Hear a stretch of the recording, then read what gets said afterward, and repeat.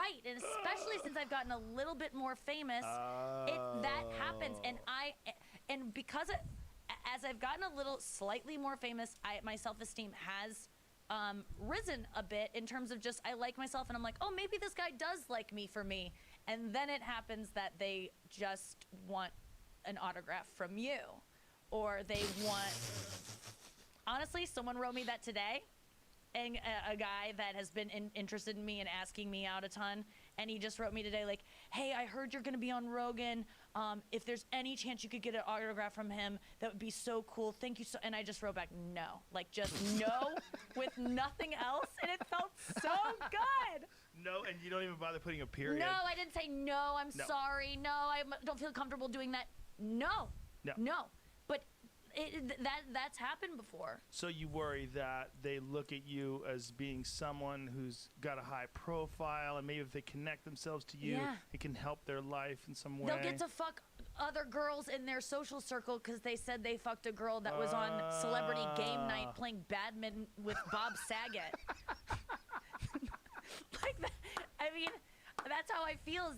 And I'm not wrong. Like, this does happen. There was another instance where a guy got a picture. A guy I thought liked me, and I do think he likes me, but he got a picture with me, and I guess we both weren't wearing masks in the picture. I guess we were too close to each other, and he couldn't post the picture because he felt like it would be a bad look for me. We're not wearing masks, but we were like, for me, I was like, we're far enough apart, but do what you want.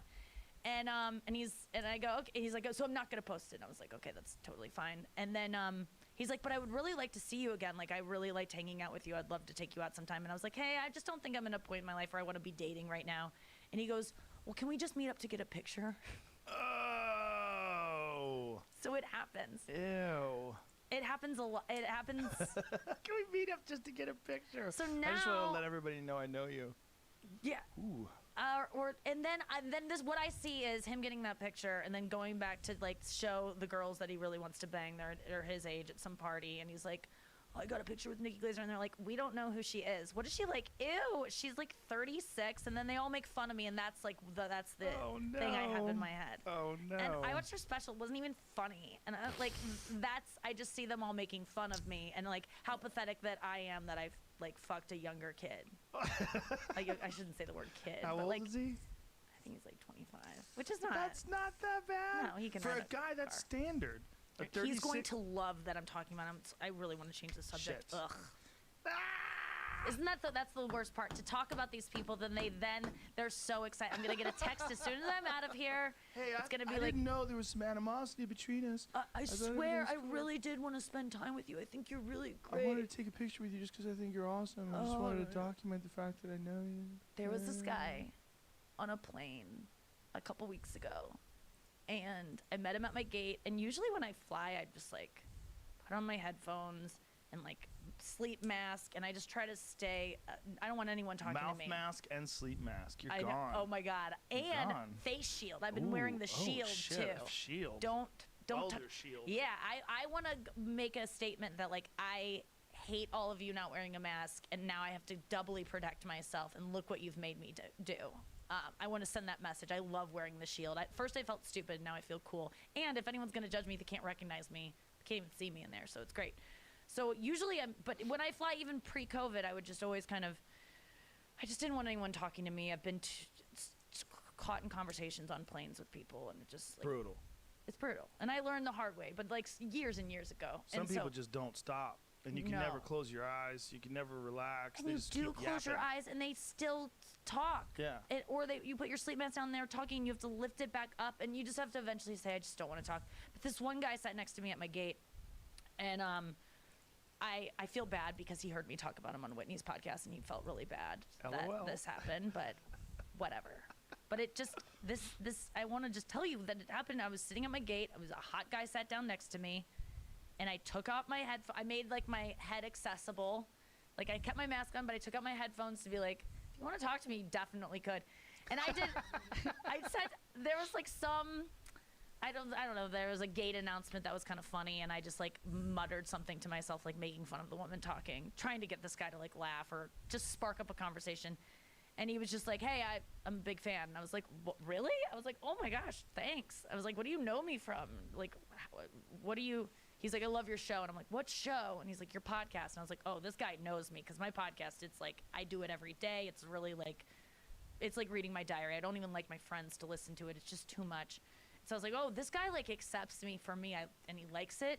He's like tall, hot. I can't see half of his face, but I like he's cute. It looks good. What you see looks good. Yeah, and I never ever meet guys like out in public. I've never been someone that like has chatted up a guy at my gate or like on the plane. It just never happens to me. And so I'm like, yes.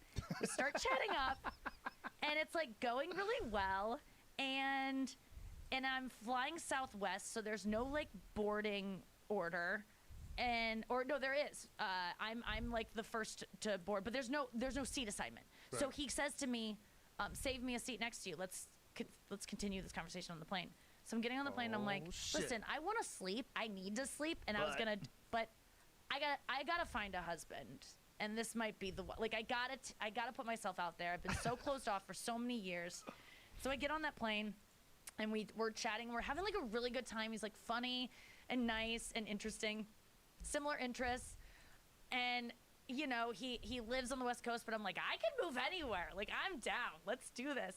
And it's flirty, but it's not like, there's nothing over the top. But I was just like, I kept thinking, I didn't see a ring on his finger, there's no mention of a girlfriend. And then finally I'm like, we need to switch this to like a flirty kind of, we need to talk about dating or something to get us in that kind of vein of conversation. And I said something like, so have you been dating during COVID? And this is 2.5 hours into the flight. And he's like, oh, well, I have a girlfriend who I live with. And I was just, I almost started crying, because not because I was like, oh, this guy, I thought I was going to be with him, but because I just could have been sleeping that entire time. And I wasted this I don't want to talk to anyone. But there's no other way to know. You could have mentioned her but wait 5 minutes in. Well, why? If he just thought that you thought that he was a fan and he wanted to talk to you. If why there was no would flirtiness. I want to talk to a fan for that long? Why? Maybe just because he's an interesting person and I you're know, bored. I How would he know that you were tired? No, it wasn't his fault. It wasn't his fault. It was my fault to get my hopes up. But that's too far into a conversation to not try. You're talking to a girl who you know is single. You sound like a guy. Age appropriate. You do. You sound like a guy. I do? Right now. Yeah. Yeah, it's not like, fair. I'm talking to her for fucking 2 hours. That's and too then long. finally she says, I have a boyfriend I live that's with. bullshit. I'm like, what the fuck? I bought you 3 drinks already. Yeah. I'm that guy. Don't waste my time. Don't waste my money. If you have a girlfriend. It's just, I was really ticked off. But he's a fan, though. You are a public person. I didn't you realize are a professional that comic. was what was going on. But Nikki, you have fans. You sell out all over the country. I know. You're a real comedian. It had been many months since I had been on stage. I've been living with my parents for 4 months. I forgot who I was. Oh, that's so funny. And I was so excited. I was so sad. And I continued the conversation, because then I go, you know what, Nikki, why can't you just get to know someone? Yeah. And relationships fail. He has a girlfriend. It's not like he's married. Like, I'm sorry. His kids are going to grow up. They're going to get out of the house eventually. Yes. Whatever. You can wait years. Yeah. It's no big deal. I'll plant that seed. If a guy has a girlfriend, I don't. Dig a hole. I'm not going to, like, drop a seed. outwardly flirt with a guy or, like, try to break up a relationship. I mean, I would never do that. But if a guy has a girlfriend, I'll still, like, have a flirty conversation, because most things don't last. Most things don't last. Well, everything doesn't last. Well, yeah, that's true. Everything. Too. Your Yeah. life.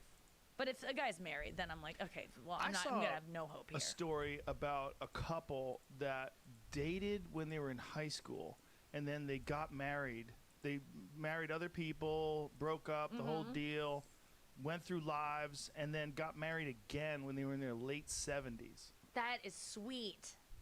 I like that. It's kind of adorable. Yeah, it is kind of adorable. Like, they decide, like, well, we've been fucking around all this time. Yeah. What have we been doing? I know. I feel like, I've been circling the same guy for a really long time. How long? I've only had like a shark? Yeah. Or like a cat? God, like that is extinct mouse, just scampering about. People haven't seen me since the 60s. Like, it's not. Yeah, I've only really had one actual relationship, and we got back together, back and forth for like 5 or 6 years. Just broke up and got back together, broke up and got back together, and then we haven't been together for over like 3 years now. But we slept together for a while even after that. But we haven't slept together for like a year and some change. And oddly enough, he just moved back to St. Louis too. Oh, we both met in New York City, but shit. he's living with his parents too. Oh, in St. Louis, perfect. as we're both looking to what we're gonna do next. Yeah, you think it is perfect, but he won't have sex with me. What? I know. He because won't? I think he like Is gay? cares about me Oh. and like doesn't want to Right. upset me, because I tend to have sex with someone and then I get my Attached. hopes up a little bit. I mean, I got my hopes up on a plane with like in a conversation with the guy. I was like planning our future together. What were you thinking? What was like the ultimate goal? Like you're seeing the babies, you're seeing the whole thing? No, it's just like he was talking about his family, and I was like picturing meeting them. And he mentioned like moving to San Diego, and I was like kind of annoyed because I'm like, we haven't even talked about San Diego yet. Like, I'm not even joking you. He mentioned some things, and I'm like, well, you don't even know that I want to go there, but I would. But that's weird that he would just say that. So yeah, I mean, I really do. As soon as I start talking to a guy, I start picturing our future. I that's picture like hilarious. walking down the aisle to him. Yeah, I get ahead of myself. Well, that's Maybe that's better my than the problem. opposite. Okay, which The is opposite is like never thinking you're ever going to be in a relationship, and every guy you talk to never imagining that it's ever going to go anywhere. yeah, no. So At least I have some hope. Yeah, you're hopeful. I do have hope. Yeah, you're hopeful. So I this don't know. this guy cares about you, Mm-hmm. so he won't hook up with you because he doesn't want to get your hopes up. Yeah, it's really nice That's because a nice guy. every time we hang out together, I'm always like, can we please just have sex? Like, I haven't had Wow. sex in 17 months now. It's so long, Joe. And he won't just hook you up? A No, terrible well, person. I know. He's terrible. And I'm really, I mean, I could get laid. It's not there are guys that would gladly fuck me, but I just don't feel comfortable having random sex. I'm not good Yeah. at it. I need to really like someone, and he just knows how to get it done, and we've done it so many times. It just feels like it would be so easy. Yeah, it But would I be. don't, but he's right. I probably would think, oh my God, we're going to be something, we're going to get back together, and then my heart would get broken again. So it might not be worth it. But What does he do? he's he works in radio. He was a producer, behind the scenes producer. We met on a show that I had on MTV, and then we created a show together on Comedy Central, and then that show got canceled, and then we got canceled, and then he now he's on the radio in St. Louis. He's like a broadcaster now, and yeah. So At least he's a good guy. he is a good That guy. he's thinking about it that way. Yeah, Because it's most really guys, nice. if a girl's like, well, can we please have sex? Like, that's it? Just sex? Yeah, that's it. Yeah. And Yeah. I've said that before so many times. Oh, a Like lot of that's all girls have. that's all I want. I don't want anything more than that. That's so not true, though. You got to Hmm. learn. Men have to learn that that's not really true. I mean, I've only had a couple times ever in my life, but I was younger and stupid, where a girl said, "I just want sex," but then after you give it to them, generally that's not really the case. No, it's because I not. think women develop like intimacy bonds with men in a different way. Like we were talking Right. earlier about. Not that I think I know, right? Or it's generalizing, but we were talking about using. Like men do not care if you use them. It means zero. Like if a woman is like, "I just want to use you for sex," guys are like, "Okay." Yeah. Like it doesn't. It's not. There's no negative connotation. Like if you are walking by a girl and her friends, and she used you for sex, and she tells her friends, "Yeah, I fucked that guy just for the sex," and He's the gonna guy's be there, he'd be like, psyched. he's not gonna feel Yeah. bad. But Yeah. if a girl walks by and a guy's hanging out with his friends, and it's like, "Yeah, I just use her for sex," she's gonna be like, "Ugh." She's gonna feel Right. terrible. The guy wouldn't feel bad at all unless he's really weird. Obviously, we're generalizing again. Sure. But most men are not going to have an issue with that. I don't know. I just got kind of horned up when you said when I pictured passing a guy and someone said I just used her for sex. That kind of was exciting You to got me. excited about that? Because he doesn't want anything. I'm scared of intimacy Right. in a big way. So I do like the idea of just being used and like, oh, someone just doesn't want to get to know me. The or, like, problem know- is if you get rocked, right, and it's fun and you enjoy it and you actually have a good time. Like you got to assume too, if you're having sex with somebody, you don't hate them. Yeah, You like them I know as a person. that's the problem. You have to like someone, have sex with them, and then when you have Yes. sex with them, then now you like them and you had sex. And with them. then here's the other problem. if you like them more than they like you, then you get upset. Like a lot of times people, when they get rejected by someone, they feel pain. They feel pain of either being rejected or neglected, and then they associate that pain with something negative that the person has done, even if they haven't really done anything negative. And then they get angry at that person. Yep. And you're like, I didn't do anything. That's you what know, this you guy's just avoiding. used me for sex. And you're like, Yep. no, we Well- had sex. It's not even like I would feel like I was getting used, but I would just be so disappointed. Like, why don't you want more with me? Why wouldn't you Right. want to marry? Why don't you want to Yes. spend time with me all the time? Yes. Why don't you want to be my man? And that's the problem. But what he does do that makes me feel great is like he always says, I want to make it clear.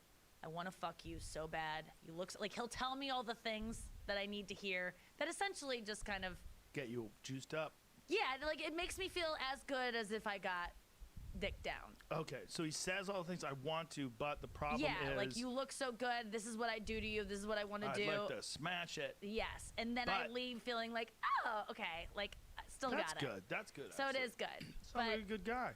he is a good guy, and Not it's- like that asshole on the fucking plane. No, that guy was so good too. That poor guy wrote to me because we exchanged numbers. Because, like I said, plant that seed. His relationship might fall Especially apart. now that you've talked about it on 2 different podcasts. I know he's gonna be so. That He's girl's gonna gonna text go, me "Is- again. Bob, is that you? I know. Okay, I need to just talk if to his you. girlfriend is listening, I just want to say he did nothing inappropriate. He never flirted me. There was nothing he did that if he were my boyfriend, I'd be like, he shouldn't have done that. So he behaved like a true gentleman. Did not flirt with me. I read into it way too much.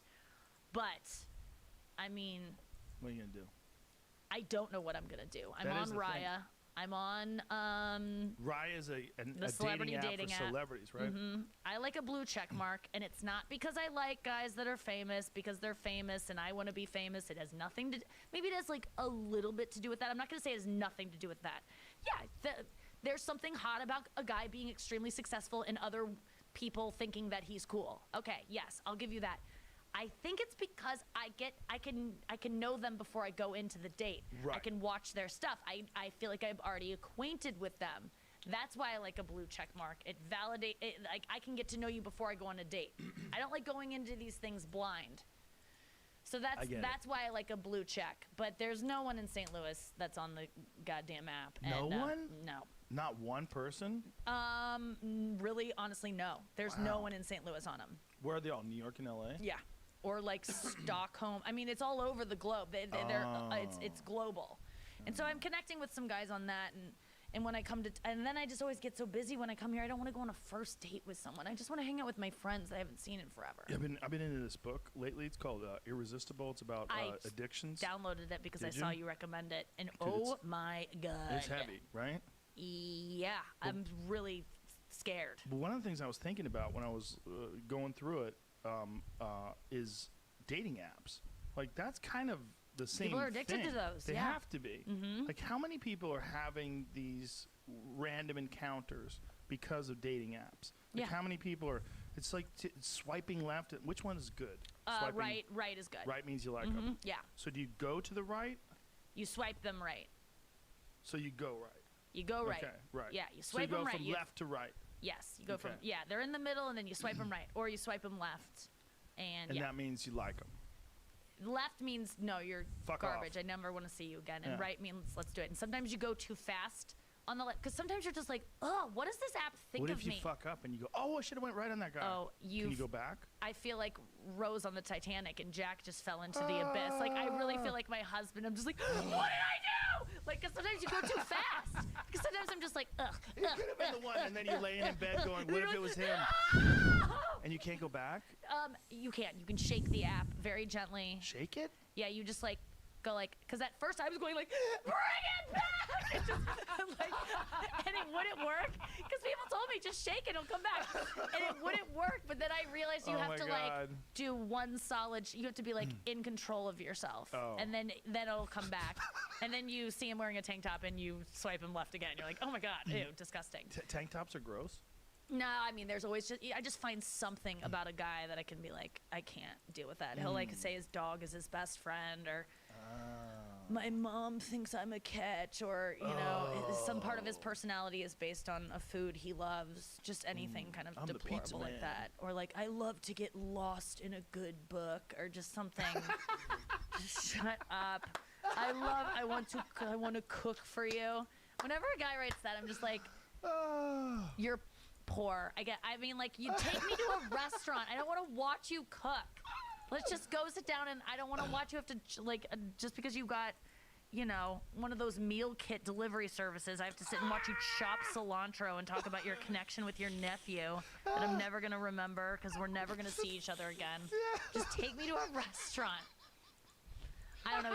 These guys are just trying their best. I just get so angry at these apps. So funny, the thing that gets you mad. Just guys cook. I get mad at guys that cook. I eventually cook for me, but just shut up. I don't care. I don't have, and I don't cook. It's not like I'm gonna take care of that. So I guess I would like a guy who cooks, but I'd like more like a guy who just I don't know what I want. I'm really this isn't fair to anyone. I don't know what I want. I want a guy who I already know.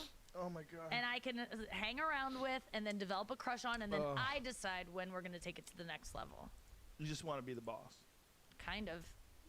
I want to be the one to be like, okay, now we can, even though I tend to like it when guys make the first move and kind of are a little bit aggressive. What the fuck you want? I'm all over the place, Joe. I don't know what the fuck I want. I got a guy oh who my God. Who I'm texts crying me. over here. So am I. I just can't. Nothing can come out. But I'm crying. It's not disrespectful laughter. No, it's. Oh my God, it's so I funny. know it's sad. I got It's a guy right now hilarious. who he's I would say we're talking an A-lister here. Mm. Yeah, one of my first. Mm. Not my first, but he's definitely up there. I've known about him for years, been a fan, and we connected, and he just wants to sext with me and have FaceTime sex and stuff like that. That's what he wants to do. Without physical sex? Well, he lives in Los Angeles and I live in St. Louis. And Oh, well. whenever I'm available or in his area, he doesn't seem to want to meet up. So it's how just odd. always he checks on me every couple weeks, and it's just like, Have you been intimate how's with your this person? no. Oh, even Met him weirder. one time in person, and then it went right to texting. But wait, that's weird. Someone who, that's weird. I know. I don't like it either. I'm like, can we hang out in person, and then maybe I can virtually FaceTime. jerk you off or whatever you want me to do, walk you through whatever it is you're doing to yourself. But I just made the mistake of getting him off one time when he was texting. He always texts me at 3 a.m. Oh. and it's just like, how are you feeling? Just checking in on my well-being in the middle of the night. And it's nice. I really do think he cares about me, but there's some kind of weird, and we both have intimacy issues. We've declared that to each other. So something's going on there, and we can't even see each other. I mean, I live in St. Louis with my parents, and he's in here. And But you're here right now. I know. I didn't let him know I was here, but I didn't tell He's him. gonna find out He has when you to. talk about him on this podcast, and millions of people hear about it. No one will know. No one will know. No He'll one will know. He'll know. Good. He'll if you're know. listening. Aren't you friends with Nikki? Yeah. She's on a podcast talking about. No. I don't think he tells anyone. I doubt he's told anyone that we're friends or I texting. bet he tells one guy. Maybe one guy. He's Yeah, not a well, let friend. him know. Let your friend know that I'm talking about him. But Go he, tell your friend. I do. I like. He's. Well, we did this one thing the other night because he texts me and then he wants to have sex, and I'm just. It takes me a little bit of time to get really horny for someone. You should definitely He just wants to hang out. jump into it. Oh. Right. I would just like to maybe just talk on the phone, get to know each other. How about go out? Okay. Like a regular person. Right. I would like that too. Go on a date. One time when pre-COVID, he was in New York, and I was like, let's meet up. And he was like, are you flirting with me? And I was like, Oh, this has been going on a while. I guess. So yeah. COVID's 5-6 months, Yeah, right? yeah. Jesus. It's just off. It's off and on. It's every couple months this guy remembers that I exist. It's really, he doesn't like me. There's no future here. He watched my special, and he was like, I think before my special, he didn't think much of anything, and then he watched my special, and I talk so much about sex. He thinks that I'm super, super sexual, even though I haven't had sex in so long. I don't even know. Well, I what think would you're do anymore. sexual, but also sensitive. That's what's going on. Oh, It's not that you're not sexual. You're Right. sensitive. You don't want to get hurt, and you're also smart. And you've lived on this planet long enough to know what fucks you up and what doesn't. So you're careful. Yes. It's not that you're not sexual. Okay, I like that. You're pretty sexual. Really? Yeah, I would say you're very sexual. Oh, good. Yeah. I haven't felt that way, and I haven't hooked up in so long. Yeah, I but don't you get obviously horny talk that much. about it a lot. Yeah, but you're not you're not around someone.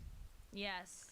That's Oh why. yeah. If I was around someone Yeah. like and comfortable with that, if I had someone to have sex with, I'd be like your old lazy-eyed lady from back in the day. I would be at. Yeah, I can get addicted to sex pretty quick when I'm in a relationship and like having it. It's just an easy way to tap out and forget your feelings. Well, So that was also part of the book about Irresistible. It even talks about sex addictions and gambling addictions. Really get into that book because I got distracted by my phone again within 3 seconds. I mean, I'm reading it on my phone as I'm learning that I'm addicted to my phone. Yeah. That was a part of it. That's what I feel like so many guys are sex addicts. A lot that I deal with and like have relationships with or like communicating with. I'm just like, oh, this guy's a sex addict, and a lot of them are famous. I think that creates. I mean, you can have sex with anyone you want when you're famous.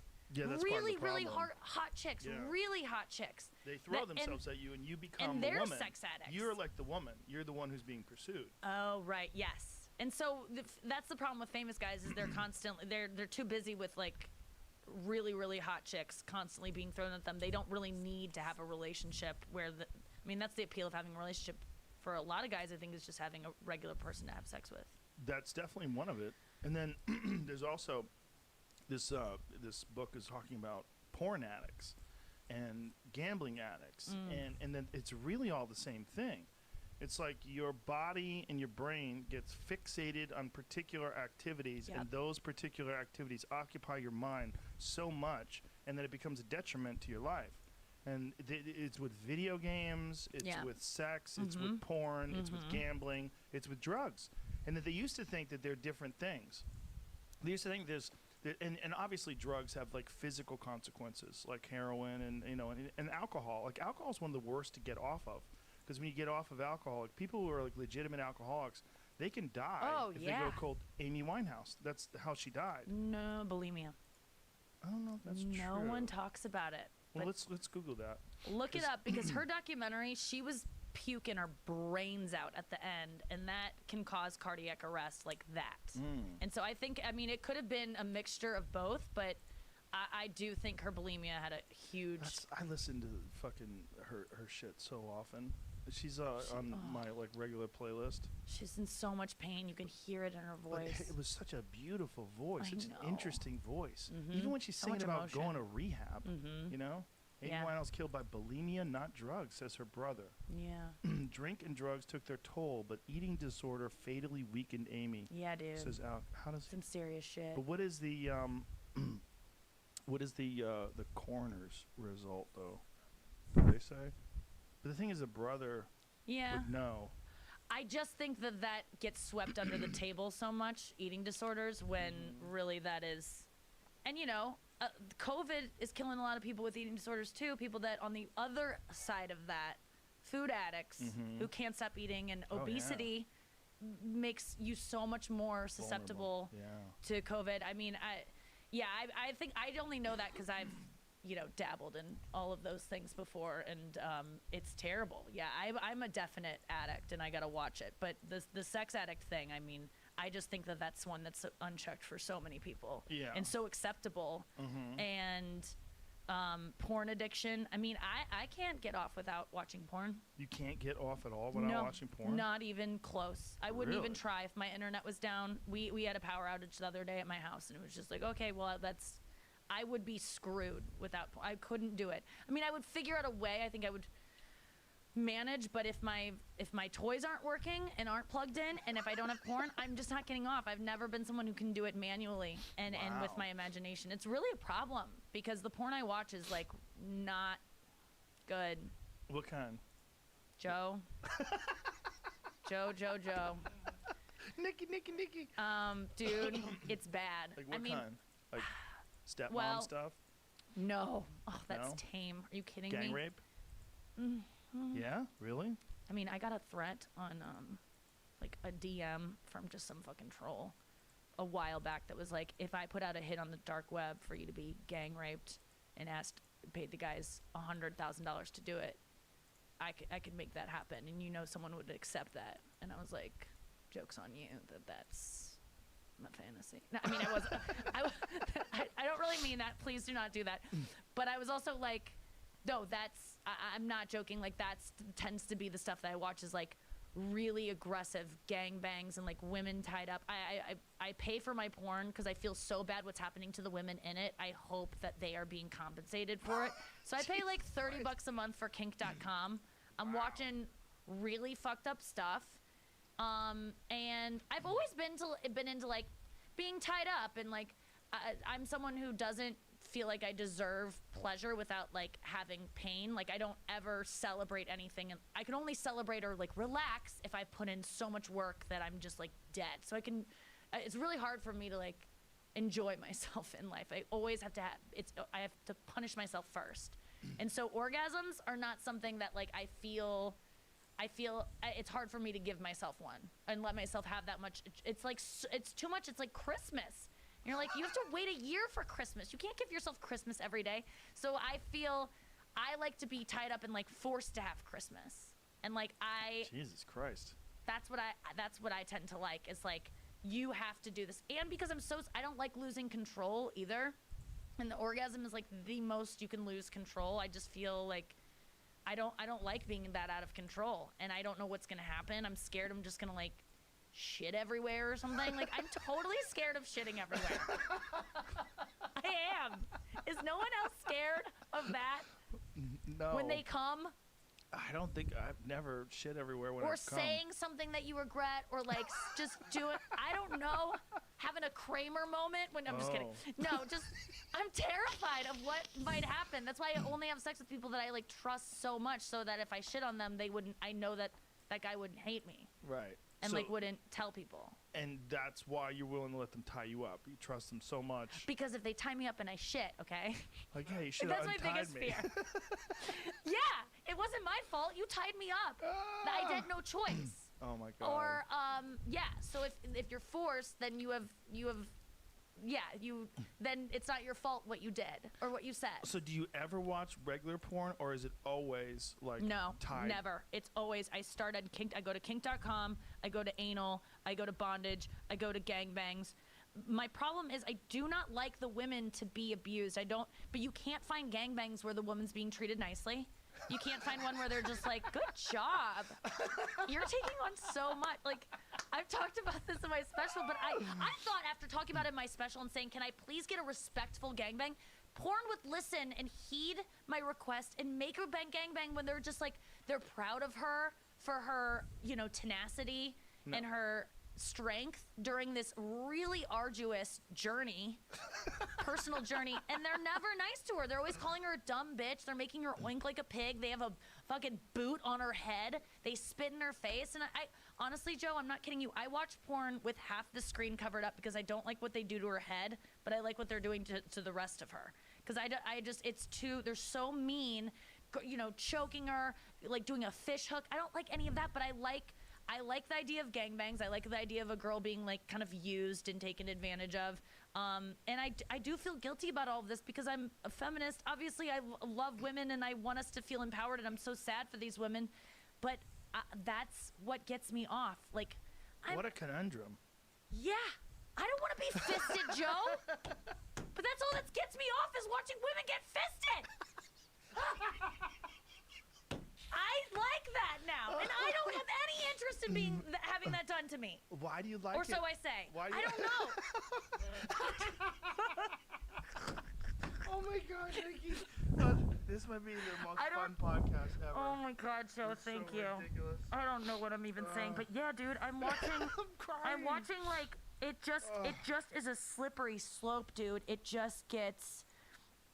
You go from just like slight bondage where a girl's tied up and a guy's maybe like doing some stuff to her with a wand and like fingering her, and choking her a little bit, and then it's just like 7 guys writing pig on a girl's head and making her oink, and like and spitting on her. Did you bookmark those? I mean, that's a I good have one. I have a file. I have an email that I send to myself. It's called Porn I Like, and I just keep sending myself the next. Anytime I come from a video, I send it to myself, so I can go Wow. back, and I can also see my descendants into depravity through the years. I can see where I started and where I'm at and how it happened. Real This has chain been, been going on it's been for- going on since 2017 is when I my started it, so God. I have a good backlog of. Wow. But what I like about this is that usually the girl is. I don't like to see a girl in distress. I don't like to. As soon as I think that she's not having a good time, I get out of it, because a lot of these girls are having a good time. They like to be pushed to the limit. One of my favorite porn actresses, and I just want to give her a shout out because she does brilliant work, is Kristen Scott, and one of the best videos is called School of Seduction. I think that's what it's called, and or no, oh fuck, what is it called? There's like this academy that these girls go to where they learn to be sluts. And they have to like graduate, and there's like 5 days where they go to the school and they're tied up and they're just like fucked by a bunch of people, and they're made to like plank and get fucked at the same time as they're planking. And it's just like they have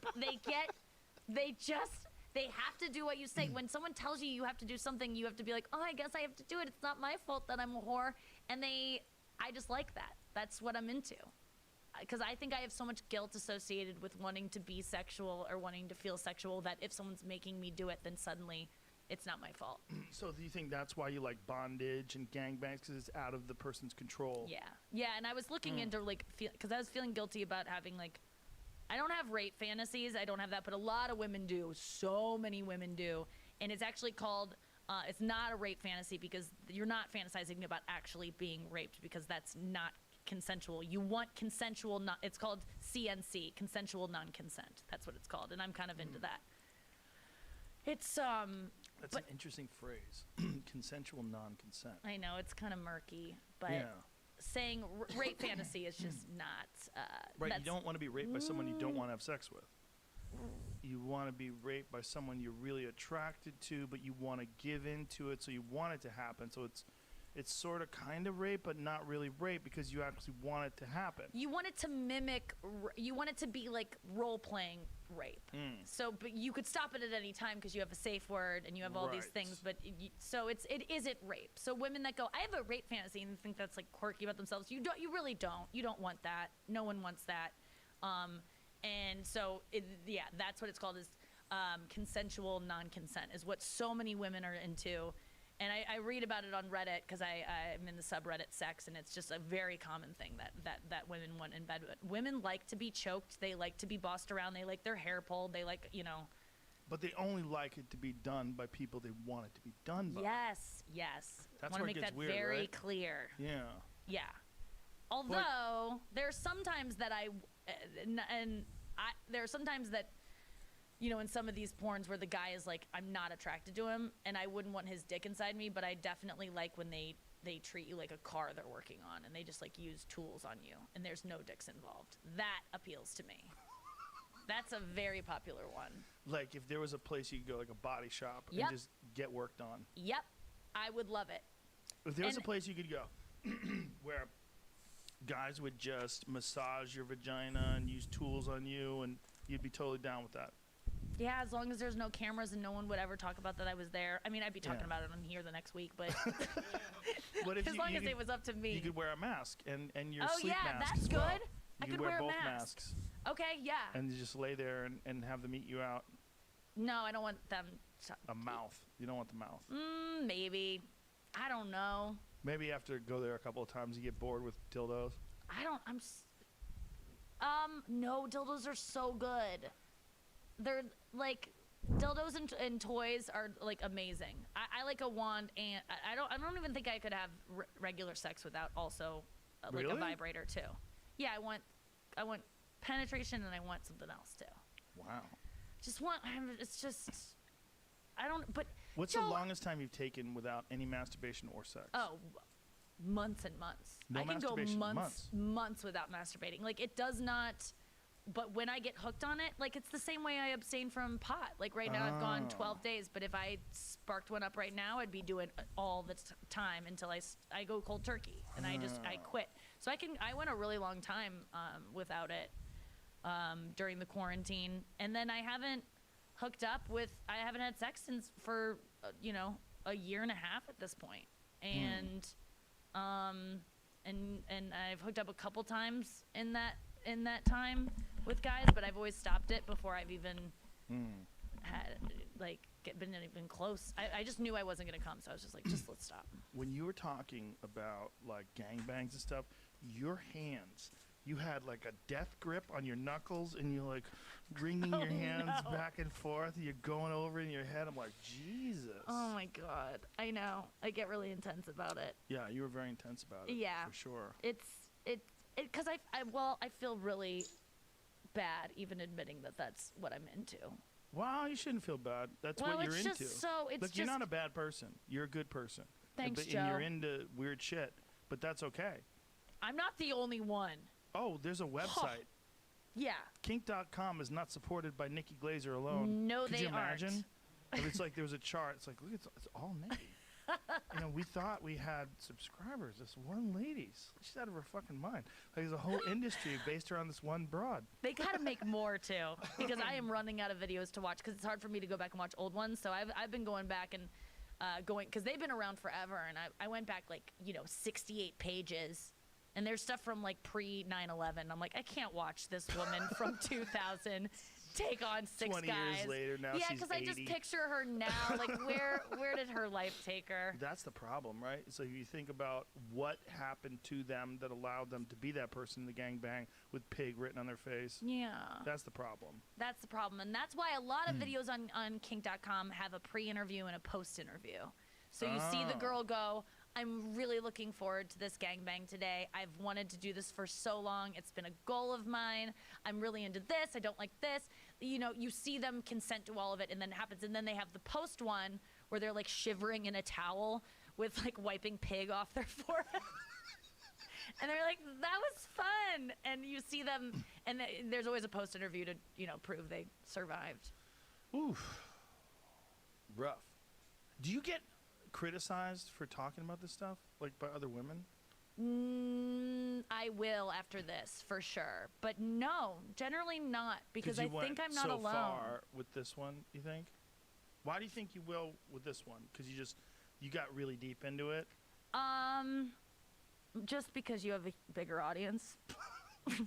More people are going to hear it. That's why. But and I think you're not alone. And I think there's probably a lot of women that are listening to this right now that go, yes, same. Yeah. Same. I just tend to, with my addictions, I tend to go from, they get bad quickly. So they start off mild.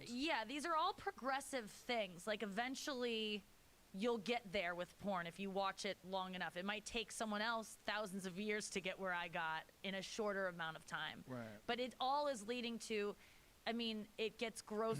That's why these things exist. You don't start off liking, a woman with a boot on her head. That's not something that, you just slide there eventually. Well, that's the thing about porn in general. If you go back and you watch old porn was just people on dates. It was. If you go back and watch porn, from the 80s, it's basically two people are hanging out, and the one's like, God, I'm just so tense. I've got such a headache. And the guy's like, hey, let me rub your neck, and rubbing the neck, and it's like, oh, that feels so good. I'm so hot. I need to take my shirt off. And they take their shirt off, and then they start making out, and then yeah. It was basically would do nothing for me now. Yeah. But that's what it is. I it's know. It's basically just people having sex, normal people in normal situations. And then there's something about where people need to escalate. Everything has to okay, I've seen that, now I need to see more. And that's what points to the fact that it's an addiction. Yeah. I've never been into anything other than just sex. That's so good. Yeah, luckily. Yeah. The only porn that I've ever watched it's just girls with big asses. Just sexy girls. Yeah. That's it. Yeah. Just sex. That's as normal sex. Fetishy as you get. It's just big asses. I've never been into any of that. no choking, nothing. It gets so weird, Joe. It is weird. There's so much weird stuff but I'm out not there. into choking in real life either. I've never never been into that anyway. Yeah, I don't know why guys are into it. I don't relate to. I don't know that I'd want a guy to like want to do that to me. It's dangerous. Yeah, but Because if you escalate, so think about the escalation in porn. Well, what if a guy is into choking girls and then he gets bored with just regular I choking? know. It's like, I want to use a rope. Like, I promise I'm not going to hurt you. I'm just going to use a rope. Now, I want to use, what if it's just like a wire? yeah. Like, I'm not going to, just make a little mark on you.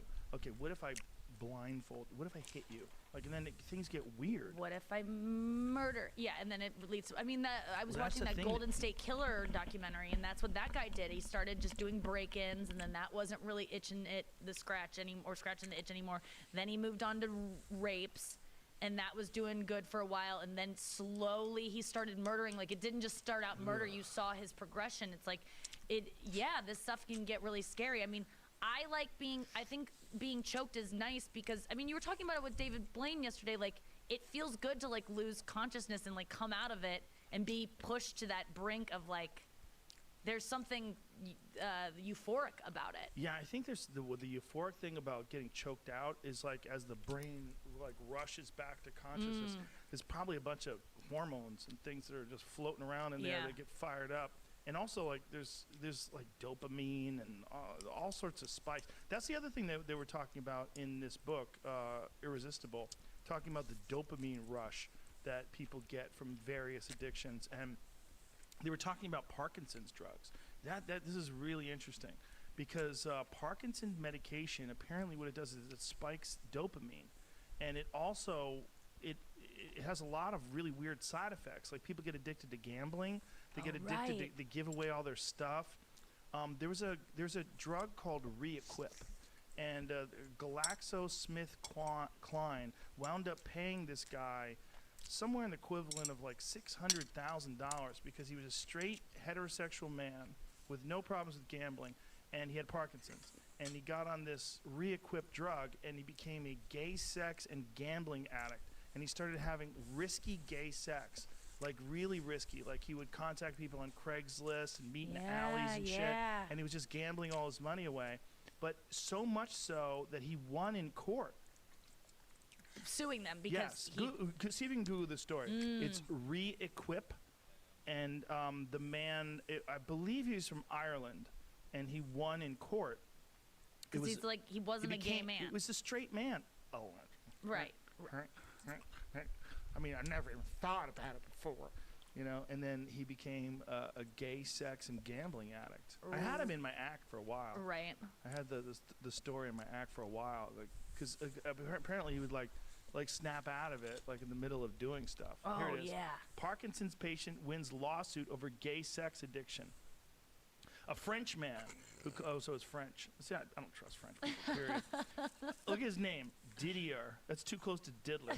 Right? Didier Jambard, 52, of Nantes, France, sued the pharmaceutical giant GlaxoSmithKline 2011, claiming the drug Reequip caused him to lose 82,000 euros gambling on the internet. He said he also became addicted to gay sex and risky sexual encounters. He said he was raped after starting the drug in 2003 and attempted suicide 8 times. Good Lord. It's a great day, Jambard, who was accompanied by his wife during the emotional ruling, told the French press agency. It's been a 7-year battle with our limited means for recognition of the fact that GlaxoSmithKline lied to us and shattered our lives.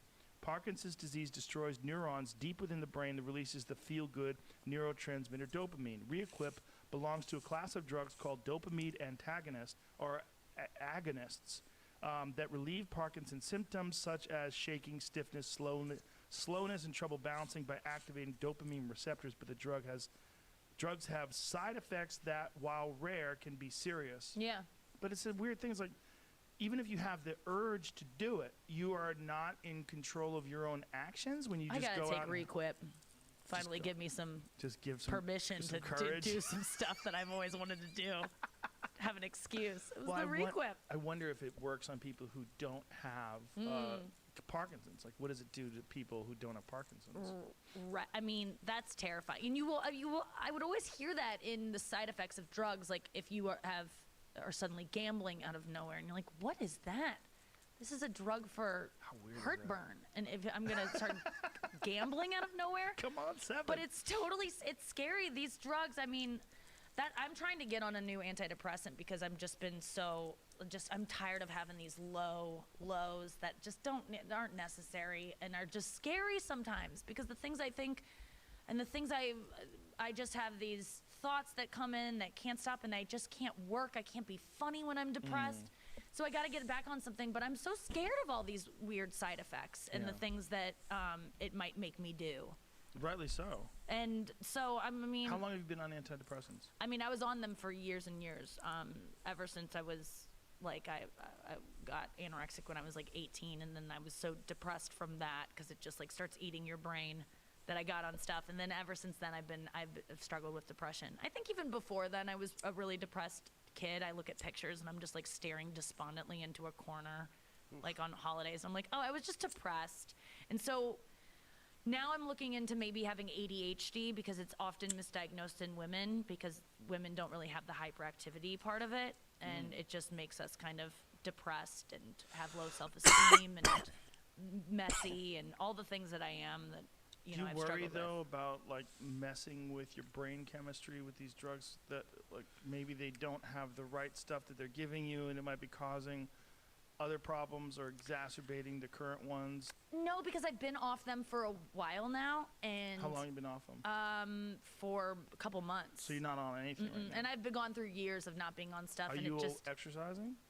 every day. What do you do? I run 4 miles a day. Oh, okay. So you're getting a lot of exercise. Yeah, I do. I try to exercise a lot, But it's still fucking with you? and I eat healthy. Yeah, man. I just get, all of a sudden, I just get these fucking thoughts that come in, and then I'm depressed for like 4 days so badly that I could file for disability as a comedian, because I cannot be funny. My brain doesn't work. You can file for disability? I should be able to, Yeah, because I guess. can't do the thing that I mean, I feel disabled. I feel like that's when I start thinking, okay, I got to find a new job. I can't do this. I can't be broadcasting every day. I have nothing interesting to say. And That's not true at all. Everything you said today has been very interesting. Thank you. Well, I'm not in a bad place today. I'm Well, how actually come? out of it. I don't know. It just comes on like When 4 did it days start? out of the Did month. you wake up? You felt like I'm in a good place? Oh, today? No, Yeah. I've been in a good place since Saturday. I woke up on okay. Saturday and I snapped out of it. But, when I sent out that tweet, the tweet that led to me even being here was because I was just suffering for like 4 or 5 days with like really bad depression where, I called Gary Goldman. Do you know what he went through? Yeah, he's been through like serious Yeah, depression. I right? was. I had a text drafted to Neil Brennan. I wanted to talk to other guys that like have had to go places and Neil like. actually did ketamine therapy. I know. Yeah. He told me it was wild. He said he went to a doctor. They put you in a chair, like a regular doctor's chair, and they induce you into a psychedelic state. He goes, and I mean, I was tripping balls. I go, really? He goes, yeah. Went to the doctor's office, and they give you fucking ketamine, and you trip balls. And I'm like, did it help you? He goes, yeah. He goes, yeah, it helped. Ketamine apparently has a big effect on people that are depressed. And some people are taking it, like a spray, like a mist. Oh. I don't know if it's nasal spray. Yeah. Or Yeah. just like a body splash. Fucking Whitney has something like that. Oh yeah. Yeah. I mean, it's just I don't think it's a body splash. I think you put it, you put it you in just your like mouth. spray it in front of you and walk through It's it either like a in your perfume. nose or your mouth. But Okay. It's like a ketamine mist, like a very low dose of ketamine, like a Yeah. micro dose of ketamine. Well, I'm gonna talk to him about it too. But it's so funny because when I'm in it, I'm so in it, and then when I'm out of it, I just forget that it can get that bad, and I don't even think about it. I forget that it can get so bad. But And there's it no just, triggers that are making it bad or good. right now, like things are really not like are very uncertain. My career's going great by all. If you were, Indications. by all indications, I should not be depressed. Like Yeah, I but have a loving family. I have my Right. health. But you say your career's going great, but everyone's career hit a wall. Yeah. Dude. All of us Yeah. that are comics, we hit a wall. Yeah. in Mark. The only one who's touring regularly is Bert. I know. And he's depressed right now. He's fucking told me he just did 19 shows or 15 shows in 9 days. He goes, I'm fucking exhausted. I got to stop. And he goes, in his agency's trying to push him to organize a summer tour or a fall tour now. And I relate to. I think that Bert is a lot like me. That if he does stop and stops working, Yeah. it will be so much worse than it was. He'll freak out, and he loves to drink too. Yeah. And Bert's got a lot of different things that he's sort of kind of whatever is going on in his head that he's trying to squash. He does it with a lot of different things. Whether he works a lot or he tours, and when he tours. Bert will tour in a bus and hit a different place every night. And then it used to be that he would invite people to go out and drink with him. Yeah. And he has this expectation to fulfill as the party animal. Yeah. And so he is always, I feel for him always having to be on and be that guy and be shirtless and be down to party. Well, he was doing a special, and they were handing him shots, and he was like, I can't do shots. I'm doing my special. Right. And they're like, fuck you, drink. And he's like, you're ruining my special. Oh, my God. Like, I'm filming a special here. This is for fucking Netflix, you idiots. Yeah. What are you doing? He was mad. But there's part of me that goes, maybe he should be fucked up. If he's done all of the preparation for this, he's been fucked up. Right. Why the night you tape your special would you do things differently? Yeah. I don't do anything differently when I tape specials. Do you get depressed? No. You never felt that? I mean, maybe like very low-level depression. Yeah, that's great. Yeah. Because I feel... I work out like a terrorist. I know. And what is that about? I think I'm very primitive. I think my brain, like my genetics, I think I come from a long line of savages. And I think the only way I feel good, really feel good, is to do very violent things. Yeah. So Push yourself. I run hills. I beat the fuck out of a heavy bag. But do you enjoy it in the middle of it? You're actually loving fucking love it. pushing yourself. Love it. But then how much do you love it when you're done? I mean, isn't that the best feeling? I enjoy it while I'm doing it, but I get to a place where I don't enjoy it. Yeah. I have to hit that place. You have to push yourself there. Yeah, I don't work out to like where it feels pretty good. Like there's none of that. I want to see you like walking a mall someday, like doing a gentle mall fast-paced walk. Those people who do those with mall like in a jogs sweatsuit with tiny little hand weights. I walk with my dog. We do hills. I put like a weight vest on. Or of course you do. I have a thing called an Atlas trainer. It's a backpack that I put Olympic weights on the back of it. Like has like you have a plate, a barbell. Yeah. The dumbbell plates go over it, and then I screw in this collar. And I have like an Olympic plate on my back, and so I do a hike with those on with the dog. And do you take days off though? Yeah, you I have take days off. Because to recover. Yeah. I don't need. Is that hard to do? No. I don't think I'm addicted to exercise. No, you seem to have a healthy. But I'm careful. Lifestyle with everything. I can get addicted to everything. Okay, yeah. you can. Oh yeah, I had a real problem with video games in the past. Oh. Real problem, like 8 hours a day. Like even more. How interesting and irresistible is it that people who make those video games don't even let themselves play them? Oh yeah. How about that World of Warcraft story? How about the one kid who was a football player who lost his basically his life fell apart, fell out of school, everything it can happen. So you used to be that way. Yeah, we fucking set up a local area network in the back, and we have all these computers back there that we set up, and I had to stop playing them. Because we would be in here, and I would be playing 5-6 hours a day after podcasts. Right. And it was like for months. And I'm like, stop. And I had to get out of here. I'd be sweaty. My adrenaline would be all fucked up. Oh, so recently you've dealt with... What was it, like a year and a half ago? Yeah, about maybe 2 years ago. What about drinking for you? What about drugging? No, never compulsive. No, yeah. Drinking, the problem with drinking is it always has a negative physical effect. Yes. So I'm not into things that fuck with my body. So when I do something negative, then it fucks with my real addiction, which is the exercise addiction. So if I have an addiction at all for physical addiction, it's an exercise addiction. But it's not an addiction like I have to do it. If I don't do it, I freak out. It's like if I don't do it, I don't feel good. Yes. Like I like to be calm. I like to feel good. I like to be friendly. I like to feel like even. Mm-hmm. I don't feel even if I don't work out. If I don't work out for 4 or 5 days, I just feel like real tense and like short, trigger, like short fuse. What's something that like, sets you off when, like, your wife can sense it, your kids can sense it? If you haven't worked out, like, what's something that I don't you'll... let myself get to that. Oh, that's good. Yeah, I don't let myself get to that. But if How do you stop yourself? Meditation? Yeah, I definitely do a lot of Yeah. meditation, float tank, sauna. I do a lot of breathing exercises in the sauna. I do a lot of that. But I just know me. I know me, and I don't like me when I don't work out. I don't like that guy. Yeah, I don't like me if I don't meditate, and Yeah. I don't let myself get away with But not it's doing also, that. I also, since the time I've been a young boy, I've been doing savage things. So from like my whole life, I've been in martial arts. So my body's just like, what are we hitting today? Like, come on, what are we choking? Come on, we gotta go. Like, Yeah. and if I don't do that, my body's like, any day now, we're going to war. Like, shit is about to happen. It's going down. So your body starts getting, and it's like a battery. Like, you're storing up all this energy, and if you don't release it, it's like it's overflowing. It's coming off the top. And so I exercise just to maintain homeostasis, to maintain balance, to maintain like just have clarity. Yeah. So that's you're big just the for best me. version of yourself if you're pushing yourself. 100%. I am the best. You I'm figured it the out. nicest person I can be when I exercise a lot. Now, Like, what if you go through a time where you don't get a lot of exercise in, you just can't fit it Why in your wouldn't schedule? I just exercise? I What does don't that know. mean? Fit into my schedule. What does that mean? You figure out a way. You yeah, wake up earlier. That is the schedule. Like, there's no like. Do I forget to eat? Yeah, Do exactly. I forget to eat? No, I don't no, forget to no. eat. Do I forget to sleep? I don't forget to sleep. So why the fuck would I forget to exercise? Yeah, it's just an I don't think I've excuse. ever gone more than a week in my life without exercising. Yeah. I mean, doing something. I have to, unless I've been injured, unless I have like a bad injury, like I have surgery or something like that. What about stand-up addiction? I think I definitely have a stand-up addiction, and I think that I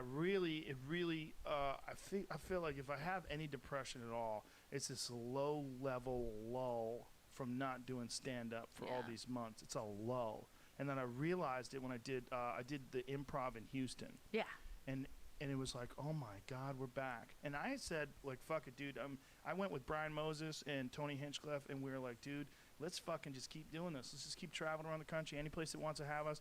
And then I started thinking, I got really high, and I started thinking, what if I gave it to somebody? What if I got it and I Right. gave it to somebody? And then I I'm like, know. I can't do that. That was the thing that I feared.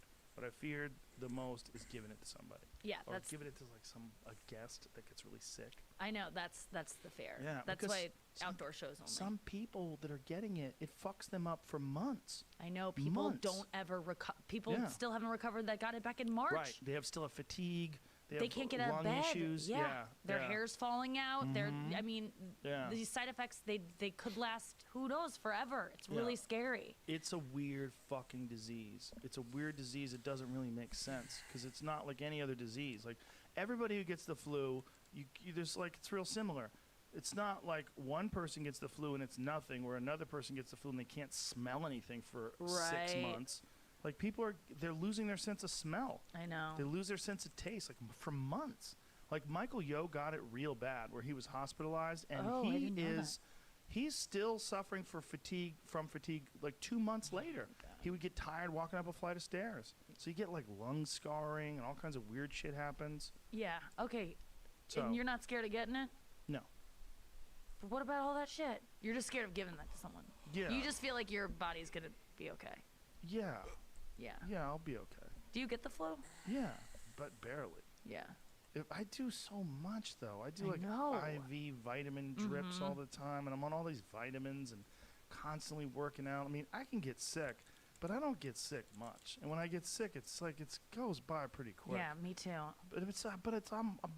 I'm keeping my body healthy. I eat elk meat and all this healthy food, and it's like your body. If your body's in tune and your body's healthy and your immune system is strong, that's the whole point of having a strong immune system. It's supposed to be able to fight things off. And I haven't gotten like a real cold in years because I take care of myself and I do a good job. But if I was working on a television show and I was not getting good sleep, Yeah. or I was traveling a lot and I was not getting good sleep, and that's when it can hit you. And that's what hit Michael Yo. Yeah, he was just over working. I mean, Michael Yo he flew to New York. He was doing morning, he did no sleep, right? Flew to New York, morning radio, television shows, 2 shows a night at Gotham, 2 shows the next night, same thing, morning radio, TV shows, hustling, doing everything he can, flies home, no sleep, right? Then drives to Vegas with his family, kids in the car screaming, yelling, bah, bah. And then he hangs out with his wife's family in Vegas and then flies back the same day.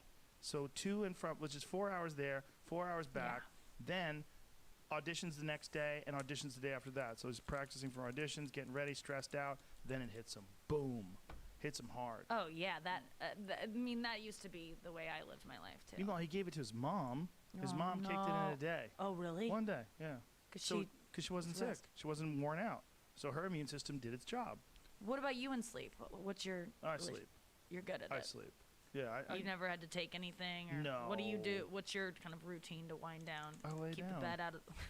Do you keep the phone out of your bed and, like, that Yeah, kind I of don't. shit? I mean, occasionally I'll have the phone by the bed. I'll look at it right before I go to bed, but I just conk out. Are you monitoring your screen time after reading this book? Yes. Well, I was monitoring my screen time already. Can you Yeah. get sucked into Instagram? I mean, what's your app that you just get? No, YouTube. I like watching videos. Yeah. It's distracting. Yeah. I just get bored. And Is that I what you don't- do when you work out? What, YouTube? Yeah, like when you're No. like on a treadmill or something, what are you doing? Are you just like in the moment trying? Maybe I'll watch Music? fights. Okay. If I'm watching something, I'll watch fights, or I listen to a book, and I work out. Uh-huh. But most of Oh yeah, I was wondering, like, picturing you reading a book. Like, do you just like sit in a chair and like flip through a book? Like, how does Joe Rogan read a book? the reading I do is audiobooks. Okay. So yeah. most of it is me not reading. Yeah. Well, that's reading. is like scientific articles. I read like things that you can't get in audiobooks. Yeah. But I do most of the information that I get from books is either driving or in a sauna. I like listening in the sauna. I put AirPods on. You can use AirPods in the sauna even at 180 degrees. Jesus. They don't conk out. So I How do long are you in there? 30 minutes. Okay.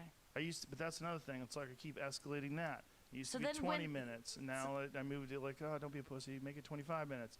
And then it's like 30, and I'm not satisfied with 30, so now it has to be 31. Yeah. So you now it's- understand my porn thing. Oh, yeah. Yeah. Oh, yeah. I just don't have the porn thing that way. Right. My porn is like, if I watch porn, it's normal. It's people that are horny, they fuck. Yeah. Or it's like, oh, we probably shouldn't be doing this, like that kind of porn. Right. Like stuff like that, but nothing crazy. Okay. Yeah, but I get it.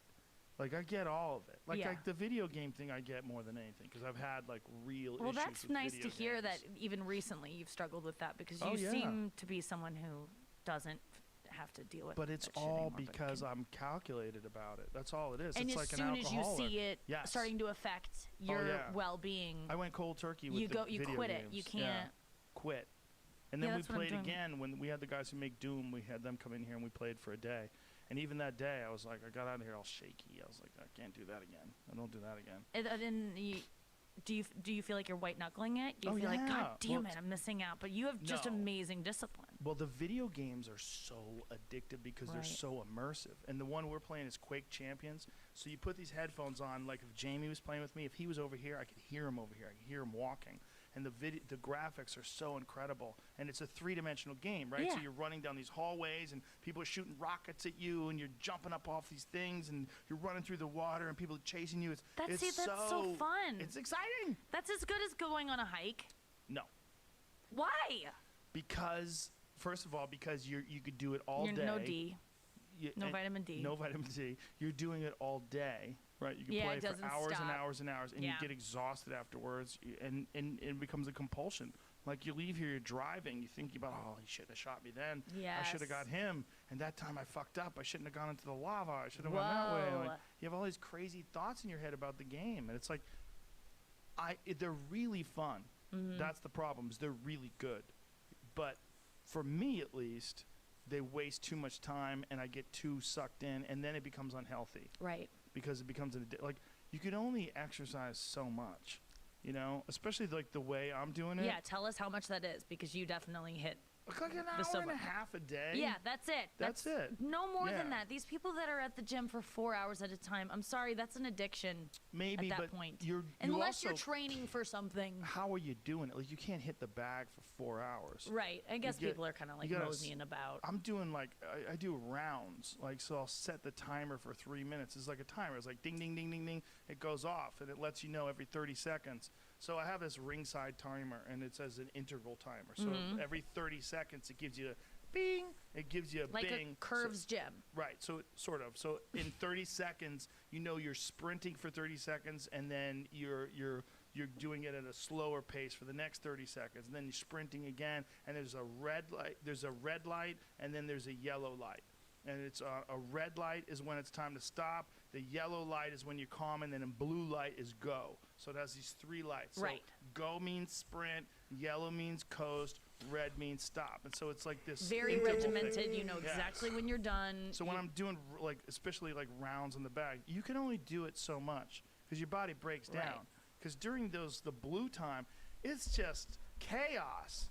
It's 30 seconds of just assault. Like you can't keep that up. Yeah. It's just too crazy. It's just wow, wow, wow, wow, wow. And then when it's over, and then the next 30 seconds, it's calmer. It's like you're just sort of like getting your heart rate down and just going through the techniques and moving.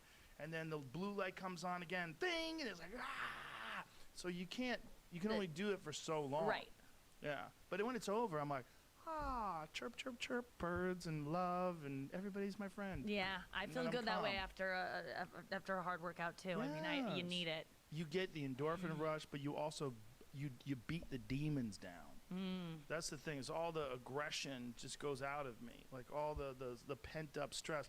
And I just think that my body's conditioned to do this. It's been doing it for so long that if I don't do it, it just like goes, when is it coming? When's it coming? Yeah. When's the war? When's the chaos? And When's it coming? You need to. Do you cry ever? I cry for happy things. Yeah. Most of the time, That's I cry when I'm nice. happy for Oh, that's people. good. But I cry if I think about, like people that I miss and, Yeah. stuff like that. That's good. I definitely cry. Yeah. Well, I cry a lot for like things that make me happy. That's Really? yeah. That's cute. Yeah, I cry for people. I cry when I'm happy for people. But yeah, I cry. I feel that. I'm not From scared you. of emotions. Yeah, I that's understand. nice. Yeah. I'm scared of weakness. I don't like weakness, but I don't think crying is weakness. I think it's No. weak to not want to cry.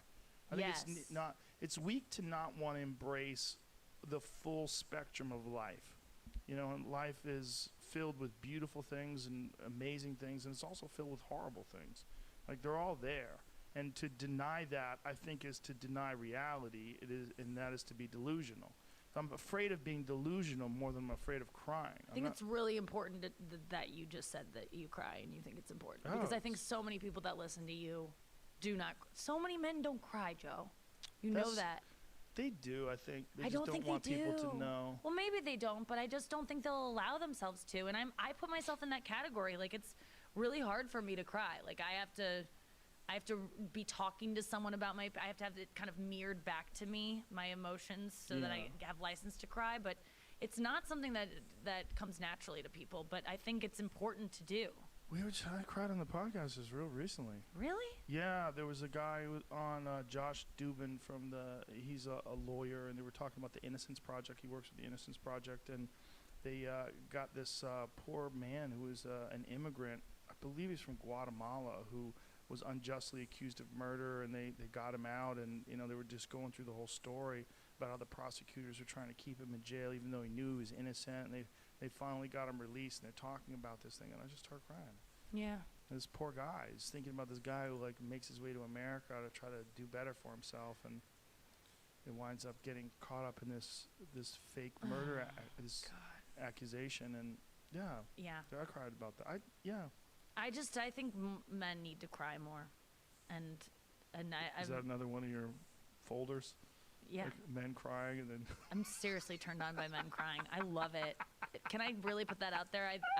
The one time my ex-boyfriend cried in front of me, you got hot.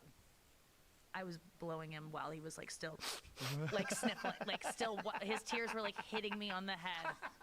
I'm not joking you. I felt so inappropriate doing it, but I was like, this is so hot that you are opening up and you are emoting, and that I don't have to deal with these feelings in another way, which is you being mad at me or you like bottling up your anger. I mean, these feelings have to come out somewhere. It just was so erotic to me to see a guy like That's interesting. so sensitive. I think it's very weak of people to be afraid of feelings. Yes. There's nothing wrong with feelings, but there is Feelings something. can't kill you. There's something wrong with being a bitch, though. Like, there's a difference. This is what's important. There's something Okay, wrong with what's a being weak.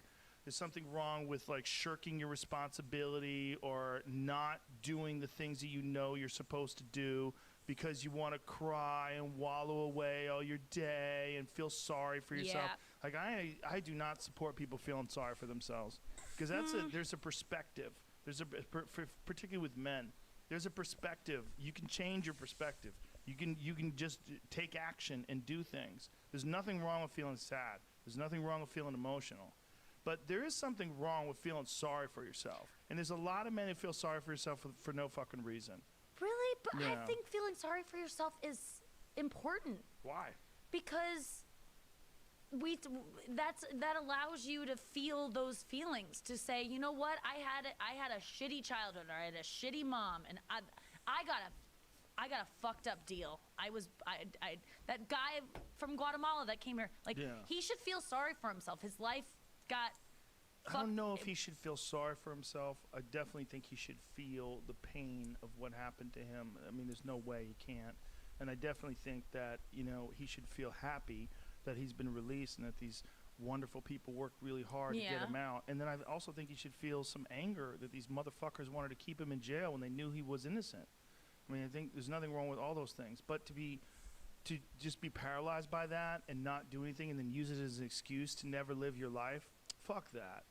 That's Right. the difference. And that is a choice. And that is also something that you learn as a man. There's people that you can count on, and there's people that are going to fall apart. And there's a difference. There's moments in your life where you can be dwarfed by that moment, or you can rise to the occasion. Okay. And who you are forever is dependent upon how you react to those moments. And you could just decide, I can't, everything's just too hard, and you just be a bitch.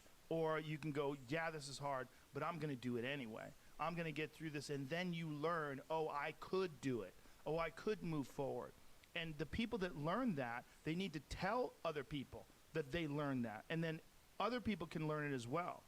It's a reaction to pain, a reaction to bad feelings, but to take action, to be a person who actually recognizes that these feelings are normal, but you still have to keep going. You still have to move on with your life. That's the difference.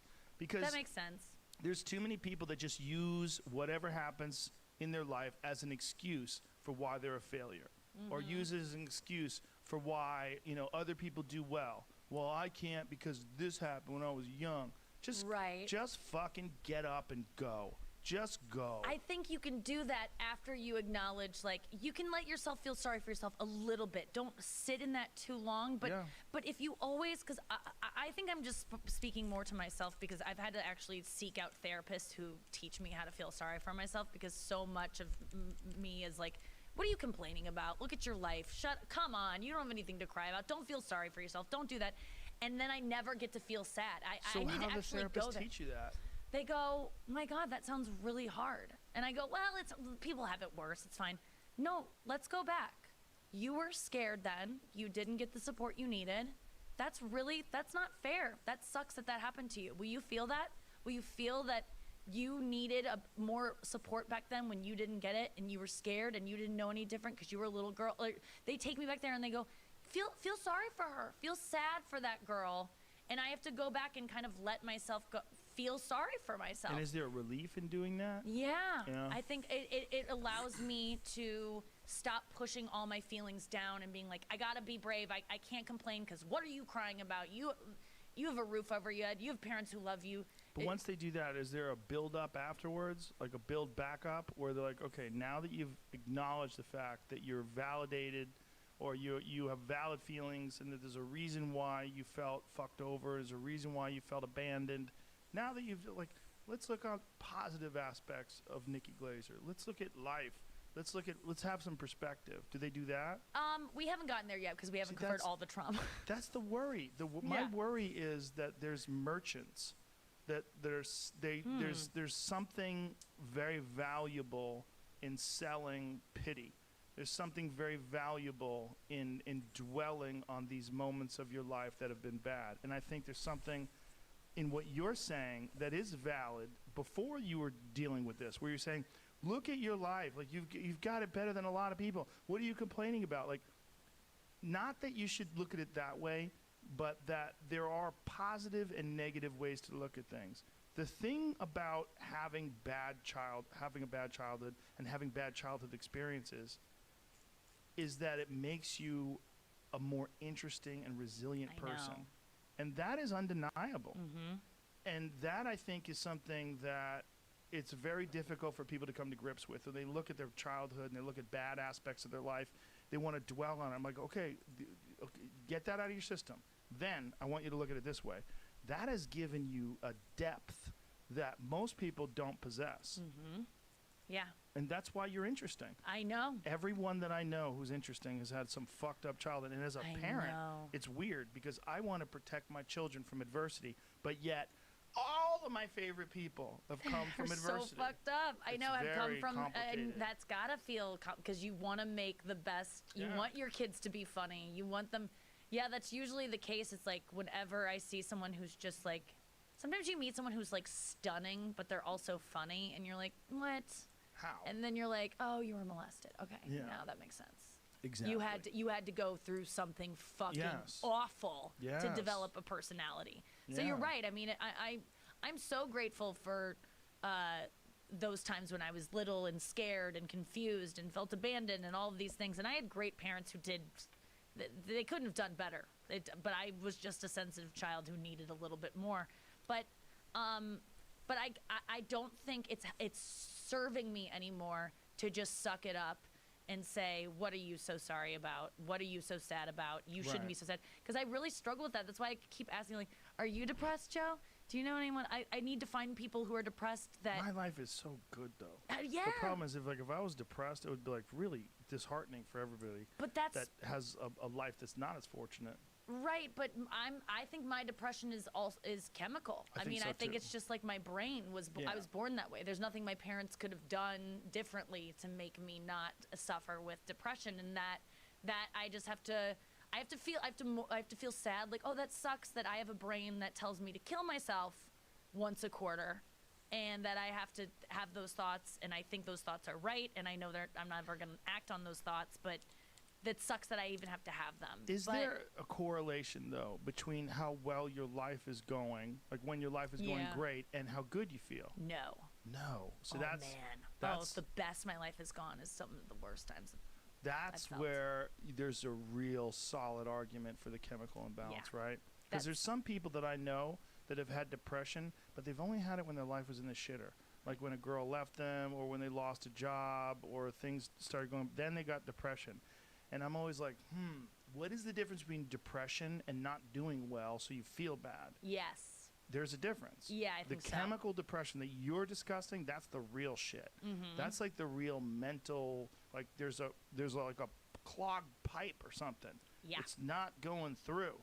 And it doesn't, and you look at your life and you look at everything that's going on, and it doesn't make sense why you feel so sad, or why you feel like such a fraud, or why you feel like you should kill yourself. I mean, like, Right. what? What is that?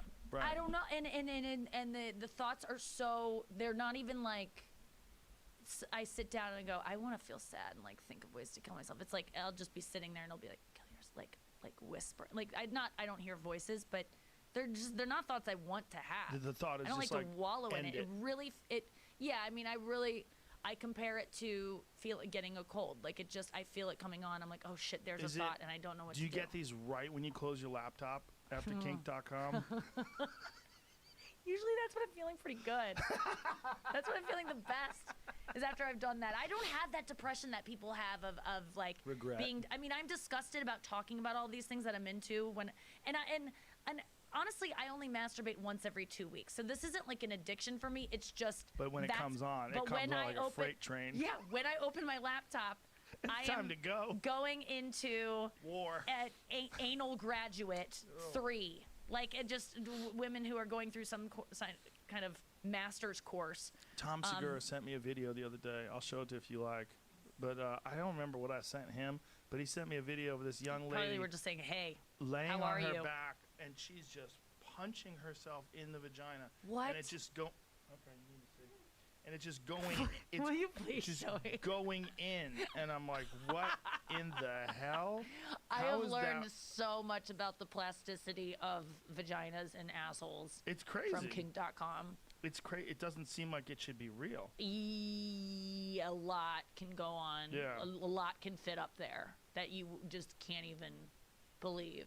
There's just something so like, oh my god. Whoa! Yeah, that's Oh what my I'm saying. god, it looks like she's playing that Price is Right game where you punch through. She just keeps going in there. Oh my god, she's so angry, her face. Oh my god! Yeah, that's what I'm saying. Yeah, No, stop no, this no, quickly. no, no. I know. She keeps doing it for a long time too. By the way, it's a long video. Yeah. Tom, if you ever need like something fucked up to look at, holler at Tom. Okay. Tom Yeah, Segura, Tom and Christina he's are got into his some fucking weird shit. He's got his finger on the pulse Oh yeah. of all that's Did you see the wrong. one of like the balls being shit out of the ass? That Yes. was kind of Yes. weirdly beautiful. Well, very unusual. Yeah. First of all, to have balls that will make it all the way to your ass is weird. And then not just make it all the way to your ass, but go inside, like all the tucked inside, like he's laying eggs. The stuff he puts on Twitter. And filmed it. Yeah, And filmed and filmed it. it. Not the first time Had he to did set it. up a camera. Yeah, I mean that guy's practicing. That girl that was just violently fisting herself had to like prop up her camera across the room and then go scoot back. Or somebody and, else like, is filming it. Oh yeah, that's true. Yeah, that but could the be. guy with the Then why wouldn't he be balls up doing his it? ass, apparently, he lets guys fuck him in the ass with his balls in his ass, and his favorite thing is fucking guys while he has his own balls in his ass. Yeah, Jesus okay. Christ. Okay, like Hey, listen, you can't judge.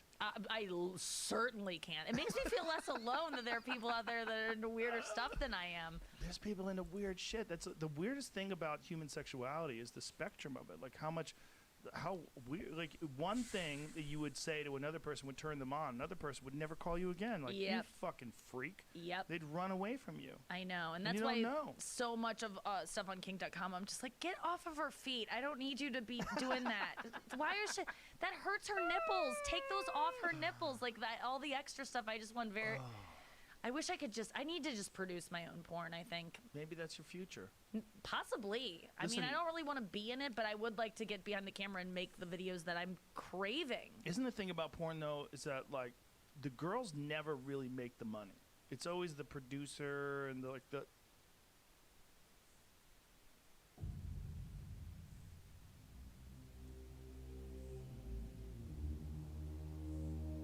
It's so stupid, it's positively brilliant.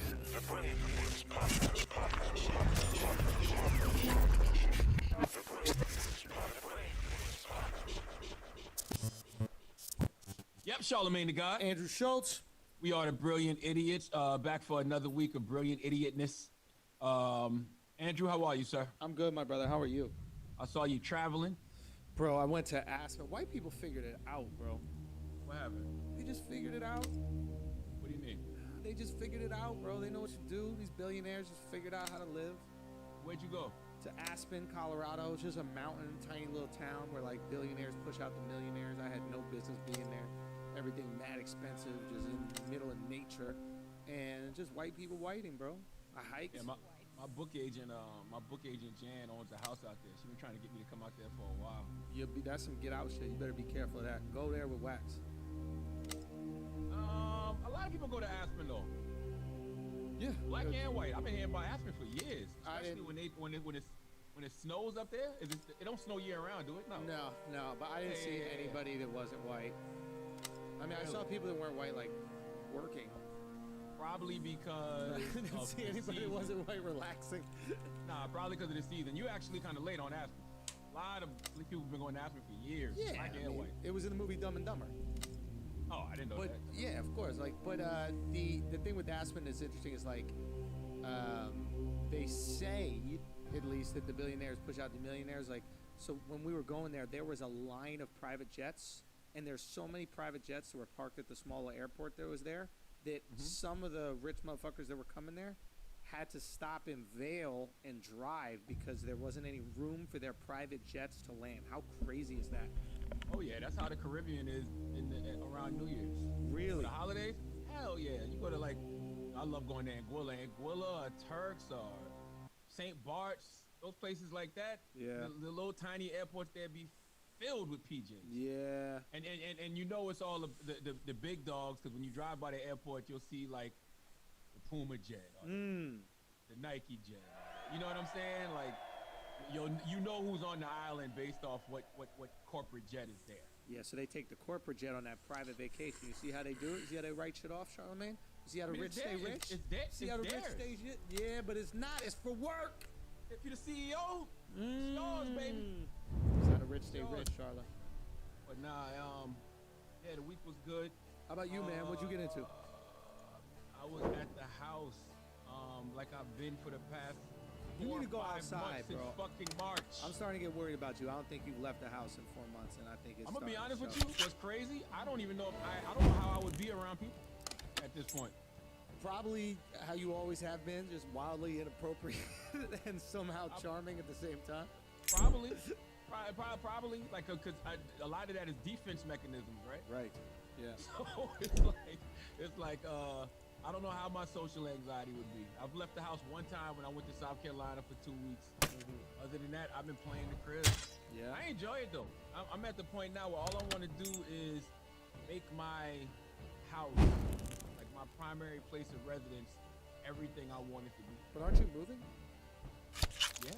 So the new spot is the one that you're trying to make. I mean, my new spot is my spot I'm in now is like that, but the new spot is really gonna be like, I really don't have to leave if I don't want to. Really? Oh yeah, absolutely. And then I think the past 4 or 5 months has even changed things professionally, right? Because a lot of the things that we do, they really don't require us to be any goddamn. You know what I mean? Like my world is literature and audio. Some TV every now and then. I don't have to go no fucking way.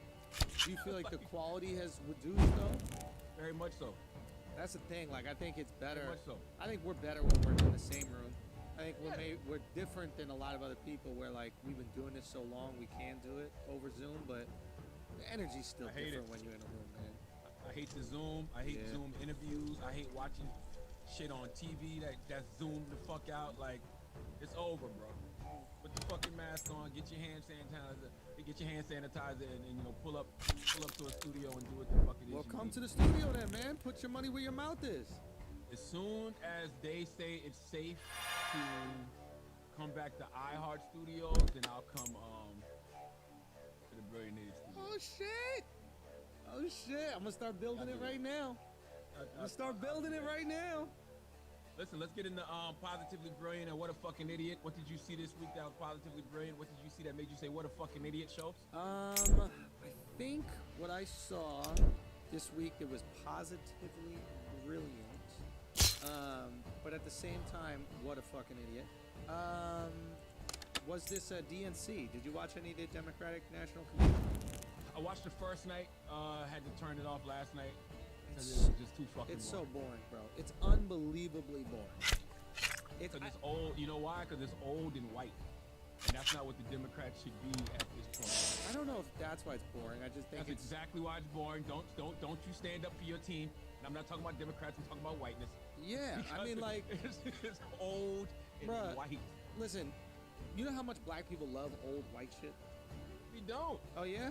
Y'all don't fuck with The Godfather? Yeah, probably not. Nope. Yeah, y'all probably don't fuck with The Godfather, huh? Y'all don't fuck with that. Them I was old a white New people Jack are City. boring, huh?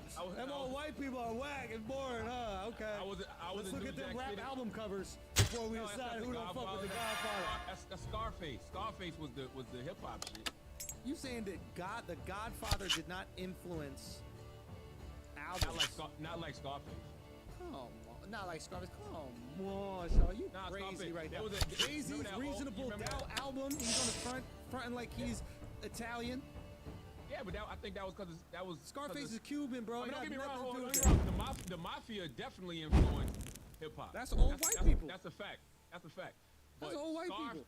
Scarface, the movie, was so influential in hip hop. That's an why old white Jay-Z person said- too. Al Pacino, old white. Yo, old white people, bro.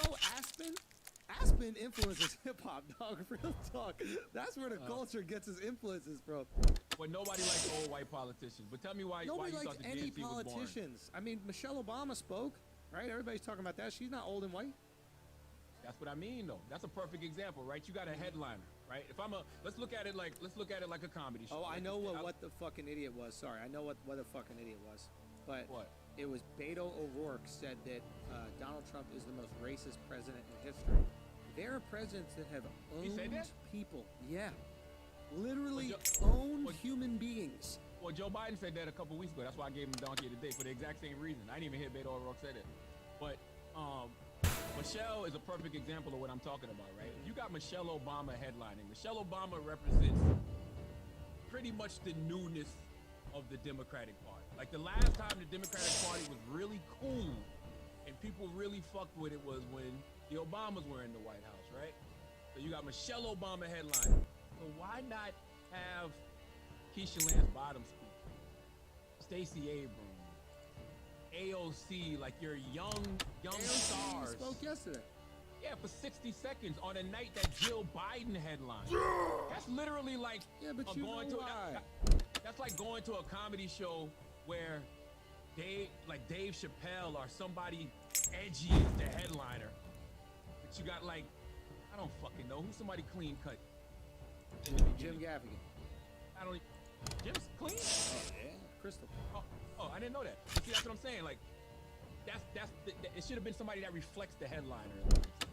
Yo, so I really wonder what year minorities are going to start to learn that the Democratic Party, not certain politicians within it, but the Democratic Party, the system that is the Democratic Party, doesn't give a fuck about them. I understand AOC cares. I understand Keisha Lance Bottom cares. I understand Stacey Abrams cares. But the people who pull the strings in that party are not putting them in the powerful positions. AOC's earning hers. You get, regardless if you like her or not, regardless of her pocket, she is earning her spotlight, and I gotta give it up to her for that. Know why? Because AOC knows how to. She knows the game, bro. She knows how to play politics, but then she also knows how to stay in good with her base. That's why, even though it was procedure yesterday to do what she did, she stood on the fact I endorse Bernie Sanders as president. But I'm gonna vote for Joe, and I'm gonna campaign for Joe. But I'm endorsing Bernie Sanders as president. That goes so far with her base, even though that's part of the procedure of the whole DNC convention anyway. Yeah. But it still keeps her in good favor and makes her look like a leader for the future. But by the way, that is the Democrats' leaders of the future. Like, those aren't the people who got next. We'll see. Those are the people who got now. We'll see. I think so. I think the party line is going to do what the party does, and as long as the party has power and has control, they're going to keep on uplifting those figures within the party that do exactly what they're told. And that's why they don't fuck with Bernie, because he don't do what he's told, and they won't fuck with AOC because she doesn't do what she's told, and they will keep supporting the people that do what they're told, like Kamala does what she's told. It's kind of hard to say Bernie doesn't do what he's told. Well, he kind of does. He's a little soft. He definitely. Yeah, he it's very tucks hard his to. tail. Because he hasn't made any, they haven't made enough concessions to Bernie. They're not leaning in the progressive Yeah. leftist views. Yeah, You no, know what you're I'm right. saying? Bernie's soft. And I'm sure he's been promised a place in the administration. I don't know if You know they'll what I give mean? him a place, but maybe they will. Maybe you're right. You're right They about got- Bernie. listen, Bernie they- likes they- to front like he's a rebel, but he doesn't want to tussle when it gets down to it. He's not And they willing got- to be in the trenches. Exactly, and they got him leading task force, and it's not like he has radicals like Senator Nina Turner on his task force. And Senator Right. Nina Turner was somebody that's rode with him during both of his presidential life. So I Yeah. can't, and she's not on the task force because they told him we don't want Nina on the task force because Nina said some wild shit about Joe. Well, not some wild shit, but wrote an op-ed about Joe, telling the truth about Joe back in January. So I can't sit here and say he doesn't tell what he's told, do what he's told. Right. All politicians fall in line. They all told a party line at some point. Yeah, or the line of their supporters, Or the line of their supporters. or you redefine the line. I think that's what we're hoping that new I haven't politicians. seen one do it yet. I mean, I think Trump definitely did it for Republicans. Like he flipped that whole but shit. You might not. His line is like this. A little squiggly. You can't a little. Yeah. It's like, you can't even follow his line. Yeah. And do you want that line? Yeah, exactly. No, you don't want that line, but he did redefine it. I guess that's what I'm trying to say. He redefined Republican thinking. So, to me, that And gives, not in a good way though. regardless of whether it's a good way or bad way, right? It might not be No, the way. that matters. Well, to me, it's not. It matters, of course, on our everyday life. What I'm saying in terms of politics, when I see that, I go, oh shit, that means a new type of Democrat can come in and redefine what Democrats are. Like that, where I'm going is, oh shit, it's possible to come from outside the political system and then redefine the system you're in. And I guess I'm hoping that a new Democrat can do that in the same way, or a new centrist, ideally, can do that in a way. Someone who could really kind of bring both sides back to the middle a little bit, because they went too far right and too far left. I think when it's all said and done, Donald Trump gets thrown all the way under the bus. Yeah, maybe. Yeah. By for those sure. by those same Republicans who seem to be falling in line now. Because at the end of the day, none of them are going to sacrifice the party for one individual. And you know, John Kasich said some ill shit on CNN the other night. And that was actually one of the most profound things I've ever heard a politician say. John Kasich said, what did he say? He said the party is my vehicle, but it's not my master. Right. And I think that makes a lot of sense. Like, the party can be your vehicle, but don't let it be your master. Like, if you have been a politician and you've been a Republican or a Democrat, and that's the vehicle you've used to navigate your way through your career and where you are now, fine. Even if it shaped your values, fine. Just don't let it be your master. Because when you see something that's wrong, and that vehicle is being driven by somebody that's taking you in the wrong direction, somebody got to be smart enough to step outside of the car and say, whoa, wait a minute. Right. What are we doing? Right. And Nah, that's that makes sense. That's why John Kasich spoke at the goddamn DNC and not the RNC. Right. So, hey. Yeah. Another thing I saw that made me say, what a fucking idiot, is John, how do you pronounce his last name, Taylor? John Falk. John Falk is a radio broadcaster for the Charlotte Hornets. Right. The other day, he tweeted out, "Shot making in this Jazz Niggers game is awesome. Murray and Mitchell going back and forth. What a game." Now, he didn't mean to say that. Kind of wild, bro. Autocorrect. Autocorrect. Hey, that's how on do you Tim Cook. autocorrect? How does Nuggets turn to niggers? Listen, You know, I don't know. You gotta ask Tim Cook about that shit. But for real, dude, that's on Apple. That's on Apple, Android. Someone threw an M-word in that fucking tweet, bro. He said something that was interesting. He said that he takes full responsibility, right? Why? I'm not taking full responsibility for my smartphone. Let me tell you something. I haven't, but if I ever do say the M-word, I don't take responsibility for that. Not in a tweet.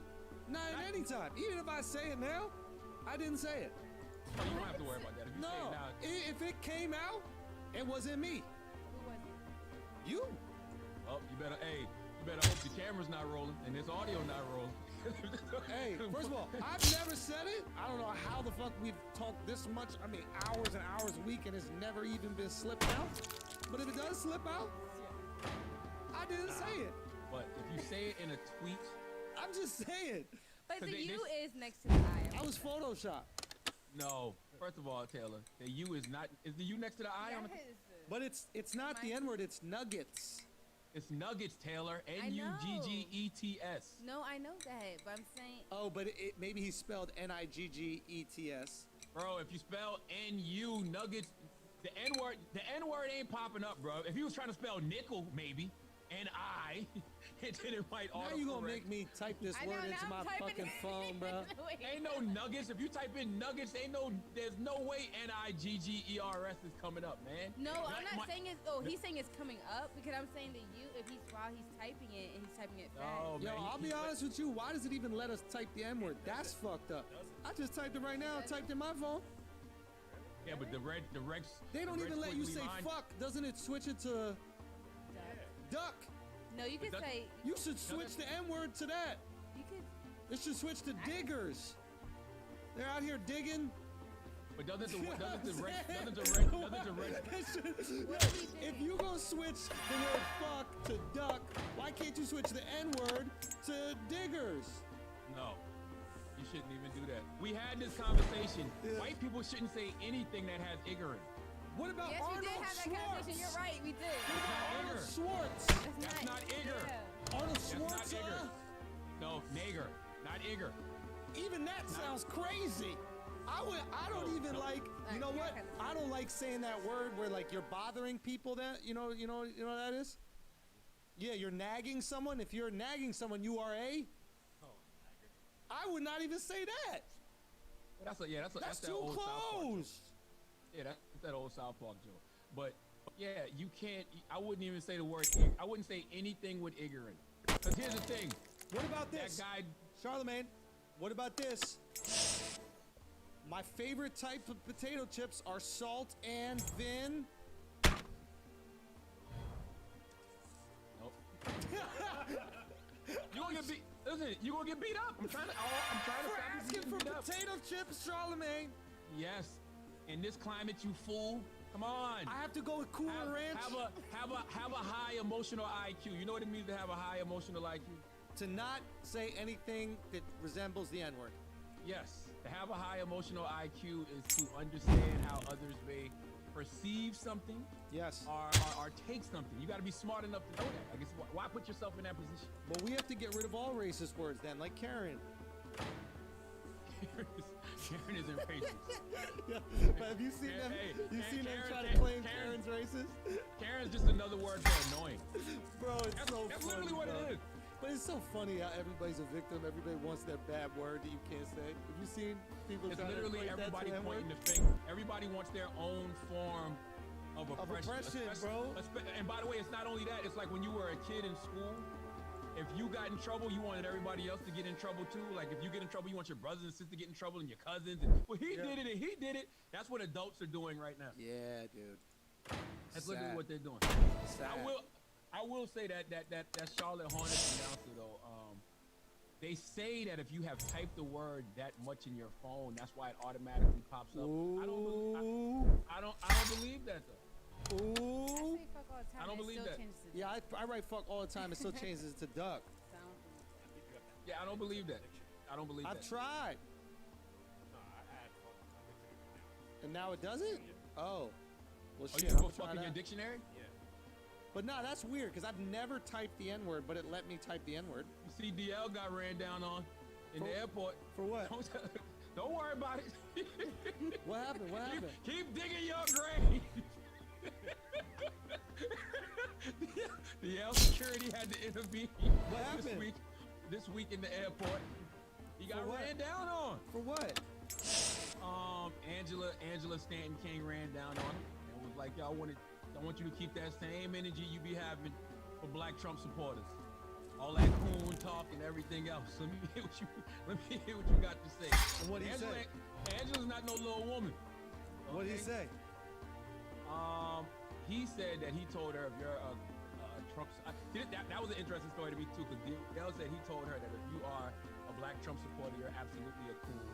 She said she ran down on him and told him she wanted to confront him about all the shit that he talks, and he called his security to intervene. To me, I think they're both telling the truth. It's just two different perspectives. You know what I'm saying? He called they're his both telling the security truth. on a woman? That's who you should call the security on. Why? You a grown man. What you gonna do? Fight a woman? No, you could just be like, excuse me. No. No. That's not What? gonna work. She's big? Let me Google this girl. Even if she's not big, you'll never win as a man having any type of confrontation with a woman.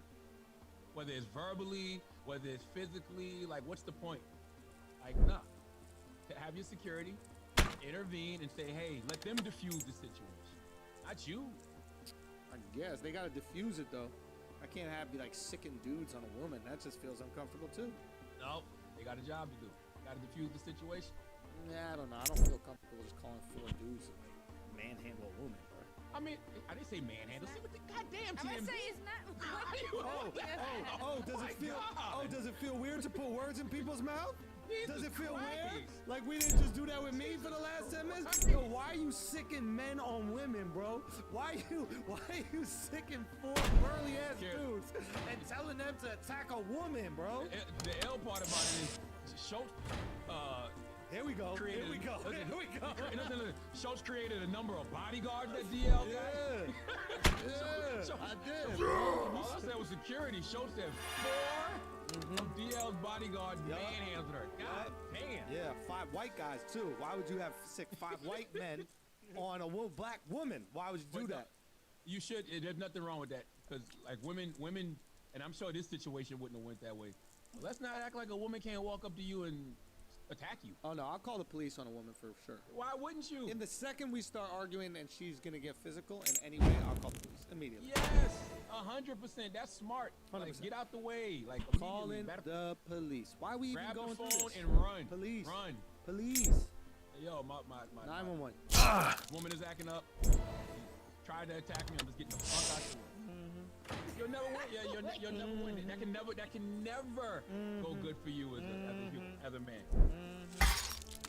But what else did you see that caused you to say what a fucking idiot? Positively brilliant. Yo, you know what I saw that was, I don't know which one it is, but that girl that said she sucked off those 7 basketball players, all from the same What? team in a room. You didn't see that, bro? Yeah, that shit was hilarious. There's this thought that was on Adam 22's podcast, and like she said once she was getting fucked by this one dude who worked for the team, and then I guess he called up like the team players, and they all came over, and then she just sucked them off in a circle together, swallowed each nut, and then went to the next one, and then to the next one, and then to the next one. What team was that? The Chicago Balls? Oh, the Brooklyn Nuts? What team did That's she better. suck Brooklyn Nuts is better. off? What team did she suck off? The Utah Jizz? The Denver. Nope. What team was it? Did she say? Hold on. No, she didn't say, and everybody's trying to speculate what it was. But yo, let's have that conversation. Is that odd? What do you mean? I don't know if I'm getting head with after another dude busts in the girl's mouth and she swallows it. I don't think I'm getting head right away. She gotta drink like a Pepsi or something like that, like something with some carbonation to kill that sperm before I'm putting my dick back up in there. Because you Well, can't let your dick be like squishing around in her mouth with all the other guys' nut. But that's the same thing as when guys run trains. I've always thought that was strange. Yeah, that is peculiar. But I've there's always something thought about the that was fluid coming out which should end it. You know what I mean? Like once interesting. fluid is out, then it's gay. I'm gonna be honest with you. I thought you was about to say to me, "Isn't it odd that she wanted to suck 7 different guys off?" but Yeah. you put it on the dudes. Yeah, I think it's on the dudes at that point because Really? because if I'm a dude and there's 7 girls in the room and I think all of them are hot, I'm like, yeah, I'd like to fuck all these girls. But if I'm a dude and there's 1 girl and then like 6 of my boys are in the room with me and they all got their dicks out and I got my dick out and then she's swallowing the nuts too, it's just I'm not putting my dick where Yeah, nut was. I've never understood that, especially like you're a basketball player. There's no shortage of women. You don't have to ration out the woman Yeah, in this situation. Like they all came on her. That's why I that's even crazier. You mean they all came like on? she sucked them off, and then when all of them are ready to come, they No, I don't think they timed it. That's They didn't impossible. time it. That's they crazy. do that on That purpose. don't even make sense. How? Yeah, but these guys are basketball players. They're not porn stars. I mean, Taylor, that's. so, Taylor, how could you possibly believe that? 7 penises, right? Hold on. 1 mouth. So that means that she got everybody to climax and they all held their nut. No. They all held their nut until the very last person was ready to come. And then they all busted off. Now, I've gotten head before. Andrew, you've gotten head before. I have, yeah. Taylor, you've given head before. How long does it take usually to make a guy come? I don't know. I think it really, for me, depends on her relationship with her father. What? The worse that relationship, the quicker I'm able to climax. I know that has an odd correlation, but it seems to be true based on my research. What does that mean? I want to explain a little bit. You see this guy right here, bro? You've been hugging too many trees, bro. You I know. You I know need who to hasn't know. been hugged? The girls that give them good dick sauce. I'm trying to figure it out. Yeah, I'm trying to figure it out. I don't know anything. Expound. I'm an innocent guy. I don't know anything. I'm never. You were supposed to be. Show me. Last time, so you would say you was Bogdy. Bogdy. Bogdy. You should Yeah. understand what's going on. Yeah, I thought you were Bogdy. Oh, I'm trying to figure it out. Like, I'm Mario- oh. Come on, on, bro. Come on, fix that stethoscope, I know. bro. Come Hey, on. I know one thing. I know 7 men didn't simultaneously buff off on one woman. That's a fact. It was one after another, and that's what Right. makes it That's what I odd. mean, but Once that's what I one meant, though, when I said once after one another. guy comes in a threesome, if there's 2 guys and 1 girl, once one guy comes, it's over. Sounded to me like she owned the room. Say what? She owned the room. The only She's reason performing why in a I round. want to say That's that what they she's call it. owning it necessarily because she's on her knees doing it to them, whereas Wait, what is that? What'd she say? What'd I'm she just say? saying, like, What? were they going down on her too? Like, Yes, they did. They all ate her pussy at the same time. They did. I'm just saying, I want to call her owning it as much. She's not owning it. She's getting owned. It depends. Bro, if you eat 7 pussies in a row and they don't do nothing to you, you got owned, bro. Them pussies owned you. Maybe I like eating pussy.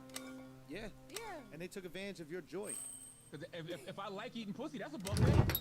Say what? If I like eating pussy, that's a buffet. It's 7 different flavors.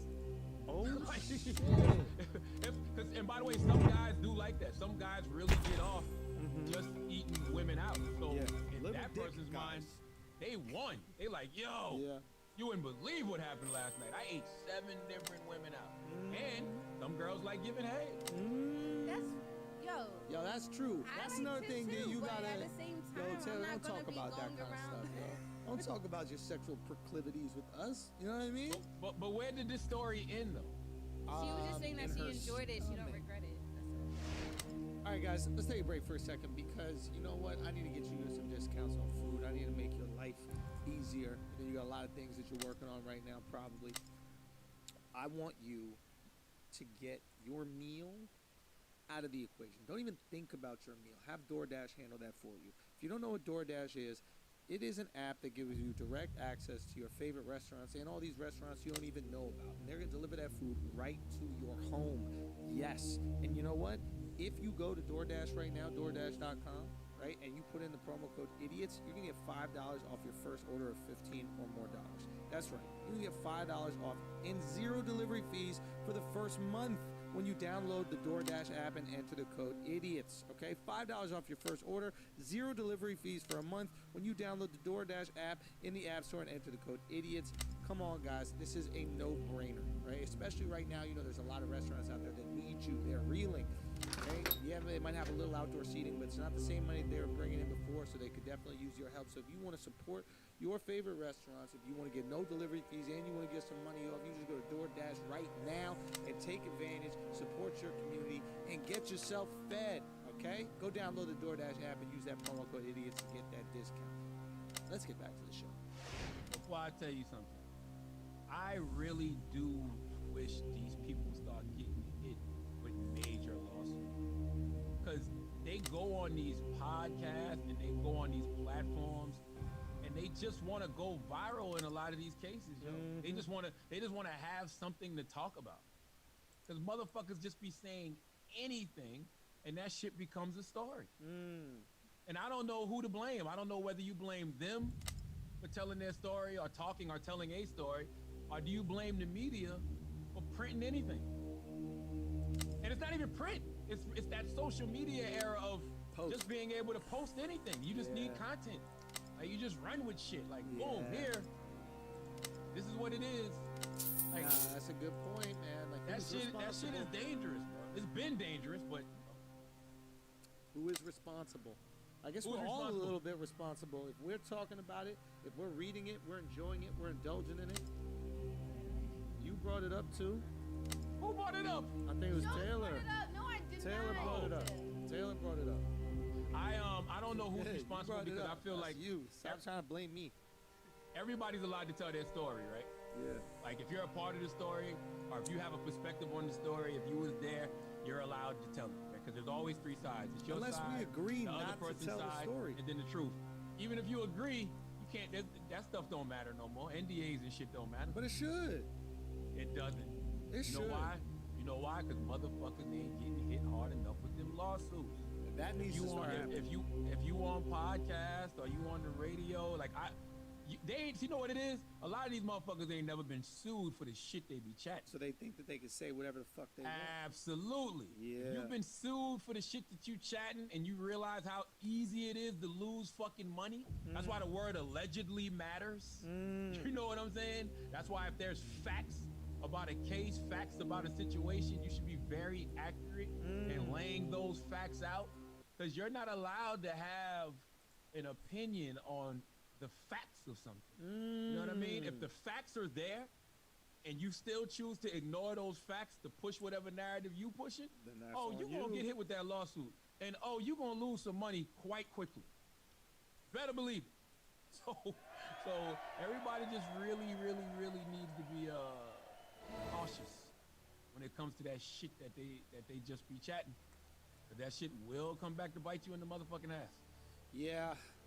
Like That even is the true. guy last week who said Michael B. Jordan was flirting with him. What was that? Like, he was at Michael B. Jordan's house or something. He was I don't know if he was an assistant or something.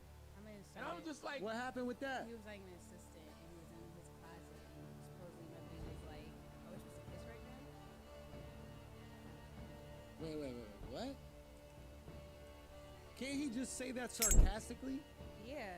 maybe, or maybe he didn't say it at all. Nah, but like Then, he and feels another part of the story, was the anxiety. guy Michael didn't have no shirt on. It's his fucking house. Yeah, why you gotta be clothed in his house? Also, why you in the closet? You probably took so much courage to come out. Shut the. And then the guy goes, I'm not trying to out anybody, but, like, huh?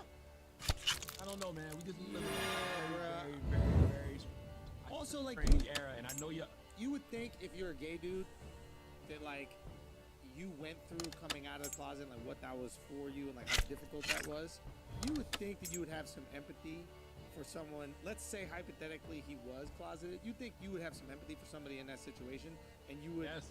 you would, if you had any tech whatsoever, you would allow them to come out when they felt comfortable. absolutely. Yeah, this dude's a cornball. Whoever came out and said it. But nobody cares about empathy when this thing right here is in their face, and this thing right here is in their face. All they're thinking about is how can I get people to listen? What Yeah. will I be able to say today that's going to make people gravitate towards me or said platform? Like, I have no problem with anybody going out, sharing their story if they feel like they're a part of the story, if they have a perspective on the story. But boy, if you're lying, I want people to start putting the full court press on them. Yeah, I like that. So who is it? Maybe That's that's it. on us. Maybe that's on us to start putting the press when people lie about us. I think you have to, man. I loved when Justin Bieber immediately sued those two anonymous people Yep. who accused him of rape. You know what I mean? Like when people come out and they do stuff like that, yo, sick the lawyers on them immediately. No, you saw. Don't. You saw what they did. I mean, like Hulk Hogan. Well, he was, I guess, sponsored by the guy Peter Thiel, but they took out Vulture. I think it was Vulture. Maybe not Vulture. Oh yeah. Paper I magazine? do remember that. No, it wasn't Vulture. No, it was another one. What was it? Gawker. Gawker. And Gawker. apparently the reason why the guy Peter Thiel funded that is because Gawker wrote an article way back in the day outing him. Peter Thiel is a homosexual, but he was, I guess, closeted at the time. He was private by the time they outed him. So he had like a vendetta against them. And then with the Hulk Hogan situation, he put all his money behind him and then shut that fucking magazine down because the lawsuit was too much they couldn't afford to pay it. And low key, I respect it. Who the fuck are you to tell my personal business? You know who should be held accountable in these situations? Who? The platforms. YouTube, Instagram, I don't buy Twitter, Facebook. that. You don't want that. You don't want that. No, I'm gonna tell you why we want that. We do want that because every other platform has to get held accountable. If I get on Breakfast Club and I say something that's not true, guess who gets sued? Yes, but Power 105, iHeart, everybody. Gawker says something that's not true, then guess who gets sued? right. Gawker prints something. New York Times prints something that's not true. Guess who gets sued? New York Times. So, Facebook, Twitter, Instagram, everybody else, they got to do a better job of filtering out the lies and the bullshit. That's not freedom of speech. You can have, by the way, you can have freedom of speech. You're just not free of the consequences of that speech. So if you got somebody on a platform Yep. that's spreading some falsehoods about somebody, spreading some bullshit about somebody, Yep. when you sue that person, name the platform in the lawsuit too. So the reason why I would give you pushback on that is because when you just named Breakfast Club is a business that is responsible for the entities that it hires. Facebook is not putting out this information. People are using the outlet that Facebook is to put out the information. So suing Facebook would be the same as suing the radio waves. Like, Deep dive. Listen. you see what I'm saying? No, I'm gonna tell you why I don't see what But you're let me saying. just explain the difference, right? It's like, Okay. it's a difference between suing Verizon Fios for something that somebody said on MTV and suing MTV. MTV is using Verizon Fios, which is the platform, in order to share their content. MTV is responsible for their content, right? Verizon Fios is the one that displays the content. Now, don't get me wrong. You have a Food and Drug Administration for food, right? You have certain laws that dictate the cable airwaves as well, right? So there are filters for the content and the food that we consume, so that when we go into a grocery store, we know that apple, we know that pear, we know that turkey sandwich is going to be up to standard. We don't have that with the internet just yet, because anything we consume on the internet could be bad for us or it could be good for us. We don't know. So it is tricky, but you see the difference though? No, and I'm gonna tell you why. If these organizations are holding Facebook accountable for the hate that Facebook lets on its platform, then they should hold Facebook accountable for the lies these social media sites have on its platform. Like I think I want to say it's the ADL. The ADL asked advertisers to join the campaign to pause their spending on Facebook and Instagram until Facebook did a better job of removing all of this shit that's on Facebook. All of these different right-wing conspiracy theorists, you know, who be saying shit on Facebook or So here's fueling racism and anti-Semitism on Facebook. If Yep. they can be held responsible for that, they can be held responsible for the lies that they allow people to spew on Facebook in regard to other people. I understand what you're saying. I think that that's right, and I think in all sense it's fair. Here's the other thing that you have to consider.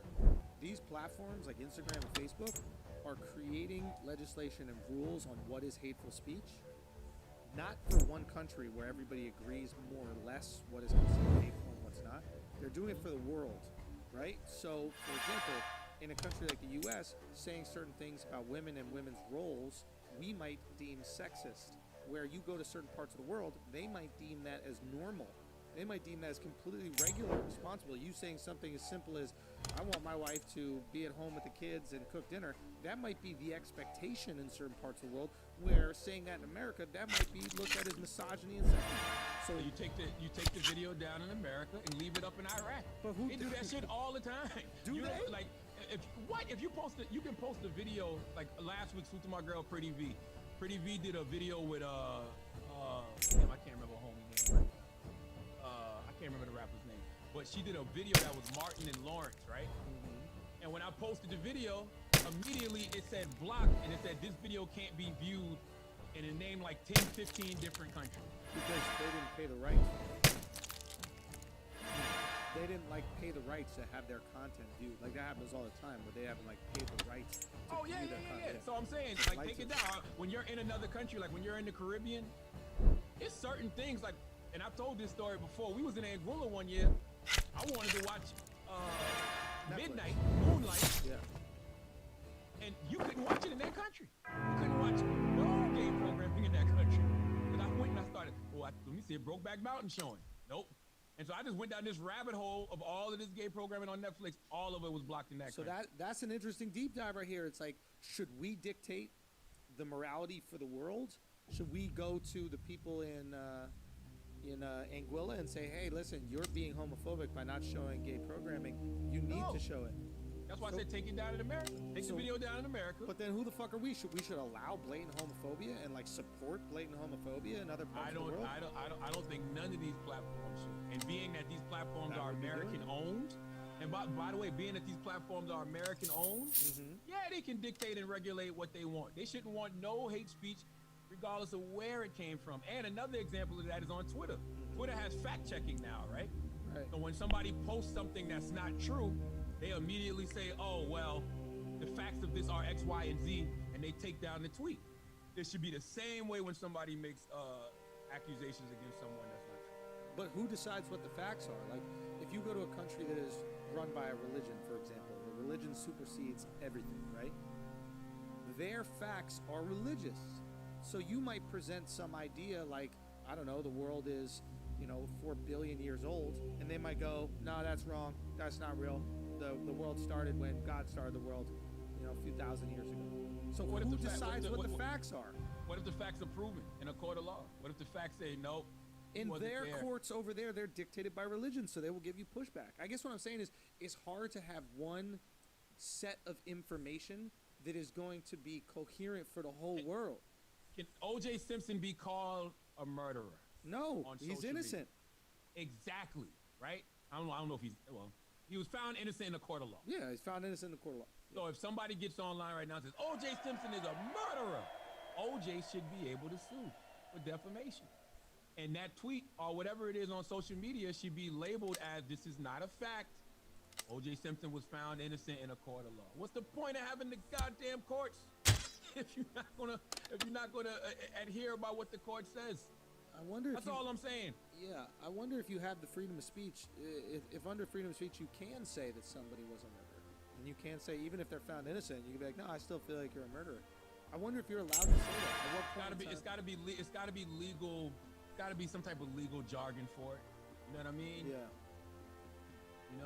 Like it has to be something. I don't know if the word would be. It can't be alleged, could it? Yo, I don't but know. that's another thing that's interesting. It's like if we start putting our American ideals and our American or Western values on the rest of the world via social media, how is that not another form of colonization? And we're doing it under the guise of, hey, this is the right thing to do. This is progressive. What the fuck you think colonists did back in the day? Hey, you savages, here's the right thing to do. This is the progressive way to be. It's the same colonization. I'm not mad at it, but when we're talking about America, right? We're talking about the Constitution, right? We're talking about freedom of speech. Freedom of speech is great. I want everybody to have free speech. But what do we always say? You're not free from the consequences of that. So if you say some shit just because you feel that way, or you say some shit because that's what you believe, great. But if it's not true, you gotta be held accountable for that shit. That's what defamation is for. That's what defamation lawsuits are for. That's what slanderous and that's what libel is all about. Go ahead, say whatever the fuck you want, but stand on that shit when the lawsuit comes. So, should comedians be sued for the things they say? Yeah, then. What do you mean? Like, should a comic be sued for the things they say? Should The Onion, the satirical news site, be sued for some of their headlines? What is the headlines? I would have to see. You got to give me an example. It's specifically satirical. It's like lies are made and they're baked into the headlines. And there are rules to protect. That's what I'm saying. Chris, you're the author. Tell us about satire. Like that's What how are the rule- what are that's the how rules of satire? SNL isn't sued every single week. Yeah, well, generally satire gives you a pass. There was a famous situation in France. I think the name of the magazine was like Charlie Charlie Hebdo. something. Charlie yeah, Hebdo. and they did a cartoon satire of the Prophet Muhammad, They got and shot up. somebody ended up storming the office and pretty much killing a lot of the staff. So that's the most extreme version of But when see, this stuff goes wrong. that's not law though. I'm like, what's the rules of law when it comes to satire? That was just somebody being upset and being mad. Like, can somebody sue you over a satirical piece? Generally not. I don't know the specific laws, but generally, we're talking the U.S., UK. Generally, in a lot of countries, you get a pass if you can prove that it's satire. I know in music, if you satirize a song, like that's how Weird Al was able to basically remake all those hits, right? That was satire. Right. It wasn't. If he had just remade "Beat It," he would have gotten sued. But by making it "Eat It," he was able to do it. Okay, I just Googled, and it says freedom of speech, why satire is protected. And they have satire versus defamation, a legal explanation. And over the years, it says, over the years, U.S. courts have made it abundantly clear parody and satire are not defamatory. And it says the United States Supreme Court does not allow for recovery for parody or satire under a libel or slander claim unless the alleged victim can prove actual malice in the publication. So, there's your answer. And malice is very hard to prove. It's hard to tell me how I feel about something because I can under the go. form of satire, yeah, fair. or even under the form of comedy. But that's the thing. That's why I don't want that. I want to be able to say things. I say you're a things that are not comedian. true all the time as a comedian, exactly. But if you start chipping away at what people can or can't say on different social media platforms, which is how we consume content, it's like you're going to chip away at all the funny content that we see. All these memes are lies. All these gifs are lies. They're not true, and that's what makes them funny. So I don't want to remove our sense of humor from our culture. That's one of the most. That might be the most dominant force of cultural values that we have. Is our. I sense think of humor. we're blurring those things. I agree with you on that. But I also agree that a person shouldn't be, accused of a crime on social media if they did not commit said crime. Agreed. And if facts of the case show they did not commit said crime, if you're going to run around and say that type of stuff, you should be held liable. Yep. I agree. I think so. As far as comedy and satire and jokes and stuff like that, totally different ballgame. You know what I'm saying? But Yeah. if you're actually out there accusing people of things, bro, just make sure you standing on that shit. And I'm talking about these people that go on these podcasts and say this shit, like the women y'all were talking about, or the dude that was in Michael B. Jordan's closet. Because if any of those people decide, you know what, I want to sue this person for defamation. I want to sue this person for slander. I want to sue this person for saying something about me that's not true. They got the right to do that. Yeah, no, I agree. I feel very strongly about both. I don't want people accused of things they haven't done, especially when the accusation is enough to convict you in the court of public opinion, as you often say. But I also want the ability to say whatever the fuck I want. So it's like this super fine line. How do we thread the needle? Do we thread it through satire? Do we thread it through intent? If your intent is to make a joke, can you say something like that about someone as long as it's through the lens of joking? That's why. I want you to be a member of the Chicago Bulls. I want you to be a member of the Brooklyn Nets. If you believe in freedom of speech, say whatever the fuck you want. But don't try to duck the consequences. I don't care if it's an ass cutting. I don't care if it's a lawsuit. I don't care if it's people storming your goddamn place of work and shooting up the place. If you put something out there, stand on it. That's all I'm saying. Stand on your shit. Don't run from it. Don't try to say, hey, I should be able to say X, Y, and Z. Yes, America is full of freedom of speech. But you show me one time where people have been free of said consequences. And I think that's the problem with social media. And I think that's the problem with all of these platforms. They allow motherfuckers to feel like they can just go out there and say whatever. This guy, John Fuck, or whatever the hell his name is, John Fucky, on his radio broadcaster, you know why he got suspended for putting the Jazz Niggers game is awesome on his Twitter? He works for a fucking corporation. You know what I'm saying? Because he got something to lose. What happens oftentimes in these situations, motherfuckers with nothing to lose just jump on and say anything. And it's sweet. Because any little gain is good for them. They don't give a fuck if it's followers on social media. They don't give a fuck if it's interviews, whatever it is. So all I'm telling people is when they jump out there and they say this type of shit, just make sure you got some fucking money for a lawyer or you know how to fight. One of the two. Yeah, I guess. Yeah, I hear you. I just don't want to create a situation where we justify violence for things that have been said. No, Josie. We've had this conversation before. You can't have it both ways. Because you just don't know. But by the way, that is what makes... Yeah, you can. That's the idea about free speech is you can have it both ways. No, you have the freedom to speak back to me in any way you want, and I have the freedom to speak to you in any way you want, and then we just combat ourselves like that. That's the idea of it. And then once you start silencing free speech and you start taking away certain parts of that speech, I mean, now that's a very I don't want to take away. slope. I don't want to take away parts of free speech. All I'm simply saying is, when you are a free speaker, yeah, you can't say what you're going to get back from that. You can say what you want. Yeah, but what if I said what you hope to receive back? What if It don't work like that. What if I said this though? What if I gave you an example? Like, all right, you can be openly homosexual and you can walk down the street and be openly homosexual, but you can't predict how that makes people feel, and they might come up to you and they might do some wild shit because you're walking around openly homosexual.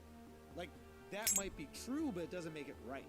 And that's why people are fighting against oppression all the time. And that's why they have hate crime laws to try to make sure things like that don't happen. And it's the reverse of what I'm saying. But If a motherfucker is able to get on social media and say whatever the fuck they want to say, they would watch themselves if they knew there was consequences to their actions. The reason it's not that many hate, I'm not saying it is a lot of hate crimes, but the reason it's not a whole lot more hate crimes, because niggas know that there will be consequences and repercussions, and they're going to be held accountable for those hate crimes. Right. That's all I'm saying. I guess what I would say is like freedom of speech is what allows you to present the idea that these things are even a hate crime. Like if you back in the day were like, if you back in the day said, hey, we shouldn't beat up gay people, there'd be a lot of people who go, man, shut the fuck up. What are you talking about? Right? But the fact that someone's allowed to say that. Freedom of speech is fine, but not freedom to lie. Yeah. And that's why you have defamation and slander. Yeah, You don't have the freedom to lie. Yep, that's true. I think social media, that's gonna be the name of the podcast, Freedom to Lie. I think social media and all of these platforms give people the illusion that you have the freedom to lie. That's what you know what? That's what we're fucking up at. We kept calling it free speech. It's the freedom of speech, I guess, has morphed into this Okay, I got you. nasty form of a virus called freedom to lie. So look, and here's the thing. Depending on how you represent yourself, you can limit your freedom of speech. For example, if you consider yourself a journalist, you call yourself a journalist and you call your outlet, whether it's on Facebook, YouTube, Instagram, Twitter, whatever it is, if you consider your outlet an outlet of information, and you are stating things as if they're facts when you do not know if they're facts, you're not using allegedly or any of that kind of stuff, then I understand you being stripped of your ability to state that information or being sued because you are saying you are a source of truth and you are lying, right? Without putting allegedly or any of that kind of shit.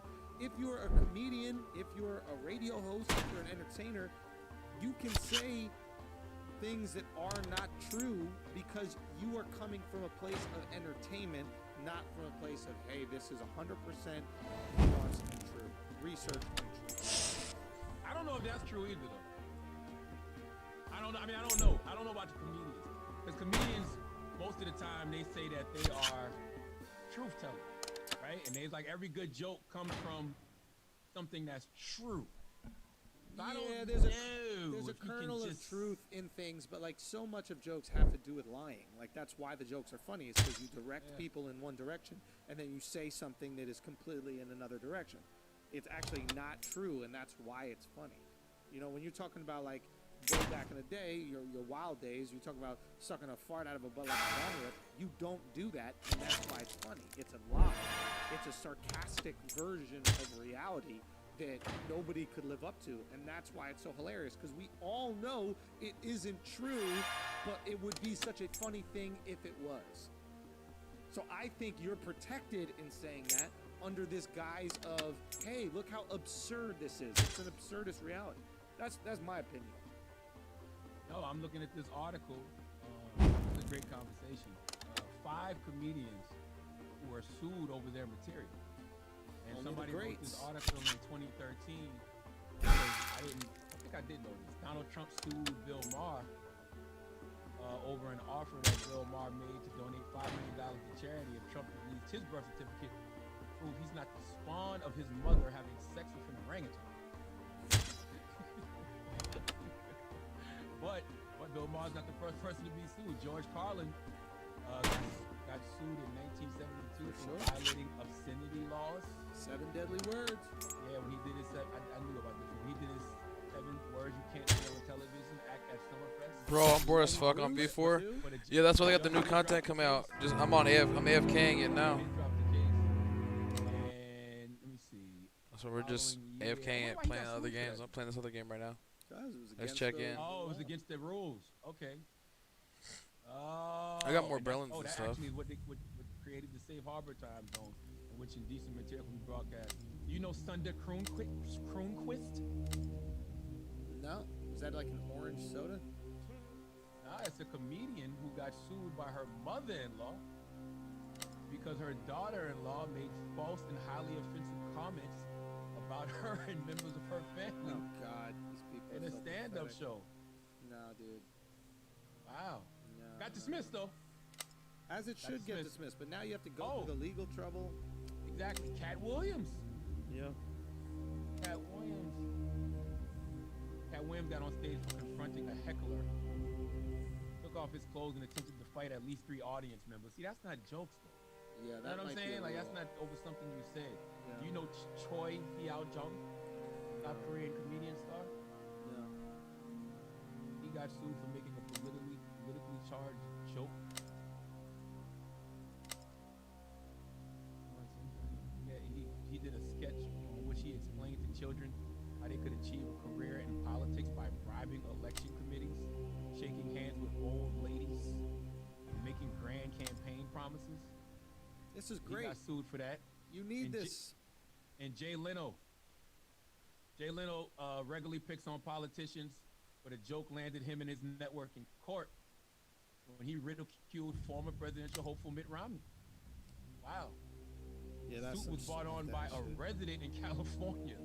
The segment in question includes a clip from the entertainment news show The Insider, which featured footage of Romney's house. The problem with the Insider clip that the Tonight Show aired was that instead of featuring one of Romney's summer homes, it was a picture of a Sikh holy golden temple in India. So the California man sued Leno and NBC on behalf of himself and just community organization. Wow. I don't see how, that's not, I don't know, that's not words. You know what I'm saying? Right. I guess, I don't know. All I'm Anyway. simply saying is, I want everybody to be able to, it's gotta be consequences to the shit that comes out of your mouth. Because in real life, it is. It just is. You can't do what you do on stage in the street, Andrew. Yeah. Sure. That's it. Yeah. Yeah, I disagree with any sort of censorship. When it comes to discussion between like freedom and I censorship, don't want always be on the censorship. side of I freedom. want consequences. Yeah, but that is censorship, right? If you're going, hey, the consequences for saying the wrong thing are you go to jail, that's censorship. There's a reason why we have freedom of speech, man. It's a very valuable core American value. You know, and we're literally like the only country that has freedom of speech. There And are is- countries that and- have freedom of expression, but not freedom of speech. But we don't have freedom of speech, though. How so? Because motherfuckers get held accountable because of the shit they say all the time. There's a price to everything that comes out of your mouth. Everything. And you brought up the newspapers and stuff. It is a reason, well, at least back in the day, journalists would have to measure twice in order to cut once. There was a reason journalists would have to do fact checking. There was a reason journalists would have to really dig deep and make sure that the shit they were presenting was accurate, because they could be held liable. Yeah, I mean, there's some like research that shows otherwise. Like, as far as like news has always gone, it's always been biased. I think we have this theory now that like news is this new biased thing, but back in the day, the newspaper always reflected the owner of the newspaper company and their political leanings. That's how it's been since the beginning of time. So it's like, I don't Is know. that lying? Is political leaning political lying? No, it's not lying, but like it's your truths, right? Like, so both the Democratic Party and the Republican Party will say different things about affirmative action and whether it works or it doesn't work, right? And they'll both find facts that like fit their agenda, and they both can be true within the context of what they're saying, but they could be considered lies within a greater context. You know? Like Democrats will go, well, like Republicans will be like, look, Democrats, all these like cities that Democrats run are fucked up, and they don't know how to run a city, and they're running them to the ground. And then, Democrats will be like, well, the reason why these cities are poor is because there are, blah blah blah environments. They'll find a different reason for why they're poor. Well, it's funny. It's even interesting with that. You can't sit here and Chris can speak to this more than me. You can't sit here and act like Donald Trump hasn't sued the fuck out of different outlets. Donald Trump has sued the New York Times, the Washington Post, and CNN for defamation. You know what I'm saying? And he has the money to do it. That's what I mean. So we can't sit here and act like that shit doesn't happen. Yeah. Like motherfuckers gotta be held accountable. How many lawsuits has Trump put out there, Chris? Do you know? I don't know in the U.S. I mean, I think what you're kind of like calling for in a way is the system they have in England, where there's a lot of free speech, but in England, the libel laws are very serious, and you can get sued and you will lose fairly easily. So there's still satire. I mean, you look at something like Monty Python. I mean, England has an incredibly rich history of satire, but in terms of personal accusations from one person to another, you get sued quick in England, and that really does kind of maybe impact people's decision. But on a political level, and I think this is the key, you can make fun of members of parliament. You can make fun of people in power, and I think that's critical. You don't ever want to find yourself in a society where politicians are off limits for jokes or criticism or a combination of both. But also, Chris, wouldn't you say that, like, the tabloids in England are some of the most critical and potentially, Yeah, and they spend a lot of time in court. I mean, like you can even look at like the situation with the royal family. Like they're constantly talking about affairs and this, that, and the other thing, but people get pulled into court in England all the time.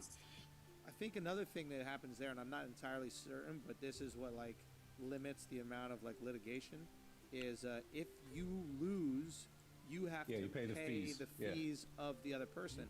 And I love that system because now you're going into a lawsuit concerned. You're like, fuck, Right. I'm only suing this guy if I know for a fact I'm right. I'm not doing it like rich people in America do. Rich people in America will just sue to shut you up. Hey, shut the fuck up. Now you want to be in a lawsuit? You want to keep talking about me? Shut the fuck up. That's what Donald Trump is doing. You want to talk Trump about never enters a lawsuit thinking he's going to win. He's just trying to create leverage. Yup. He wants to bleed you out. So Right. if you're rich enough, you could just bleed people out and then shut them the fuck up, and then effectively you limit their freedom of speech. Yo, Schultz, you're right. And that's the crazy part even now. I remember back in the day when they used to talk about tabloids, right? And the reason that people would never really sue the tabloids is because you would go to a lawyer, and the lawyer would say, look, man, it'll cost hundreds of thousands of dollars, and it'll drag on for years. And, when you're a public figure, the standard of libel is high, so it makes the case difficult to win, and you got to prove actual malice, and you got to prove that the tabloid was really negligent, and they was really putting this in there just to hurt you, and they had to know that the item was false, so they just displayed a reckless disregard for the truth. So yeah, it is tough, but I think that's it just goes back to what I was saying earlier, like. Sometimes it is a reckless disregard for the truth. You're Sometimes right. you don't know what's You're right. true and you don't know what's true. But if there's a reckless disregard for the truth, I think you should be held accountable. Yo, dude, I agree with you, and I wholeheartedly agree. Like, nobody should be able to. I don't want to say nobody should be able to, but I don't want anybody lying on my name. I don't want people lying on your name. I don't want them putting things out there that are like easily digestible to like bring me, you, or any of our friends or anyone in that in general down. I think that's fucked up. I wish there was a perfect system to figure it out. I don't know what that is, man. I truly don't know what it is. Consequences somehow, though. I don't know what the fuck they would be. Fair enough. But I gotta go pee. Pay some bills. Got him. All right, we're gonna stop and pay some bill for a second. Look, guys, it's important that you look good in your suit. Simple as that. Make sure that you get a suit that fits you. A suit is one of these interesting things. You wear a suit that fits, and you are immediately treated with more respect. You are immediately treated as if you got some wealth. You're immediately treated like there are things that are going on in your life, and people want to know what the fuck they are. If your suit is not fitting you right, you look like you're going to try. Okay? So make sure you get the right suit. This is what you can do. You can go to Indochino because they will make custom-made suits. Okay? You can get made-to-measure clothing at fair prices, including suits, blazers, shirts, and coats. You get to customize everything from the fabric, the lining, the lapel shape, and the monogram. All right? The choice is all yours. Your clothing is then made to your exact measurement, so it fits you perfectly. The best part, Indochino suits start at just $299. I cannot tell you how cheap that is for custom-made clothing. Okay, all customizations included for $300 for less than. Amazing. Indochino has a showrooms across America, or you can book a virtual appointment and shop online at Indochino.com. Right now, you can get an extra $30 off any purchase of a $399 or more suit, blazer, clothing combo, whatever it is, at Indochino.com when you enter idiots at checkout. That's Indochino.com. Promo code idiots. Go get your life right. Let's get back to the show.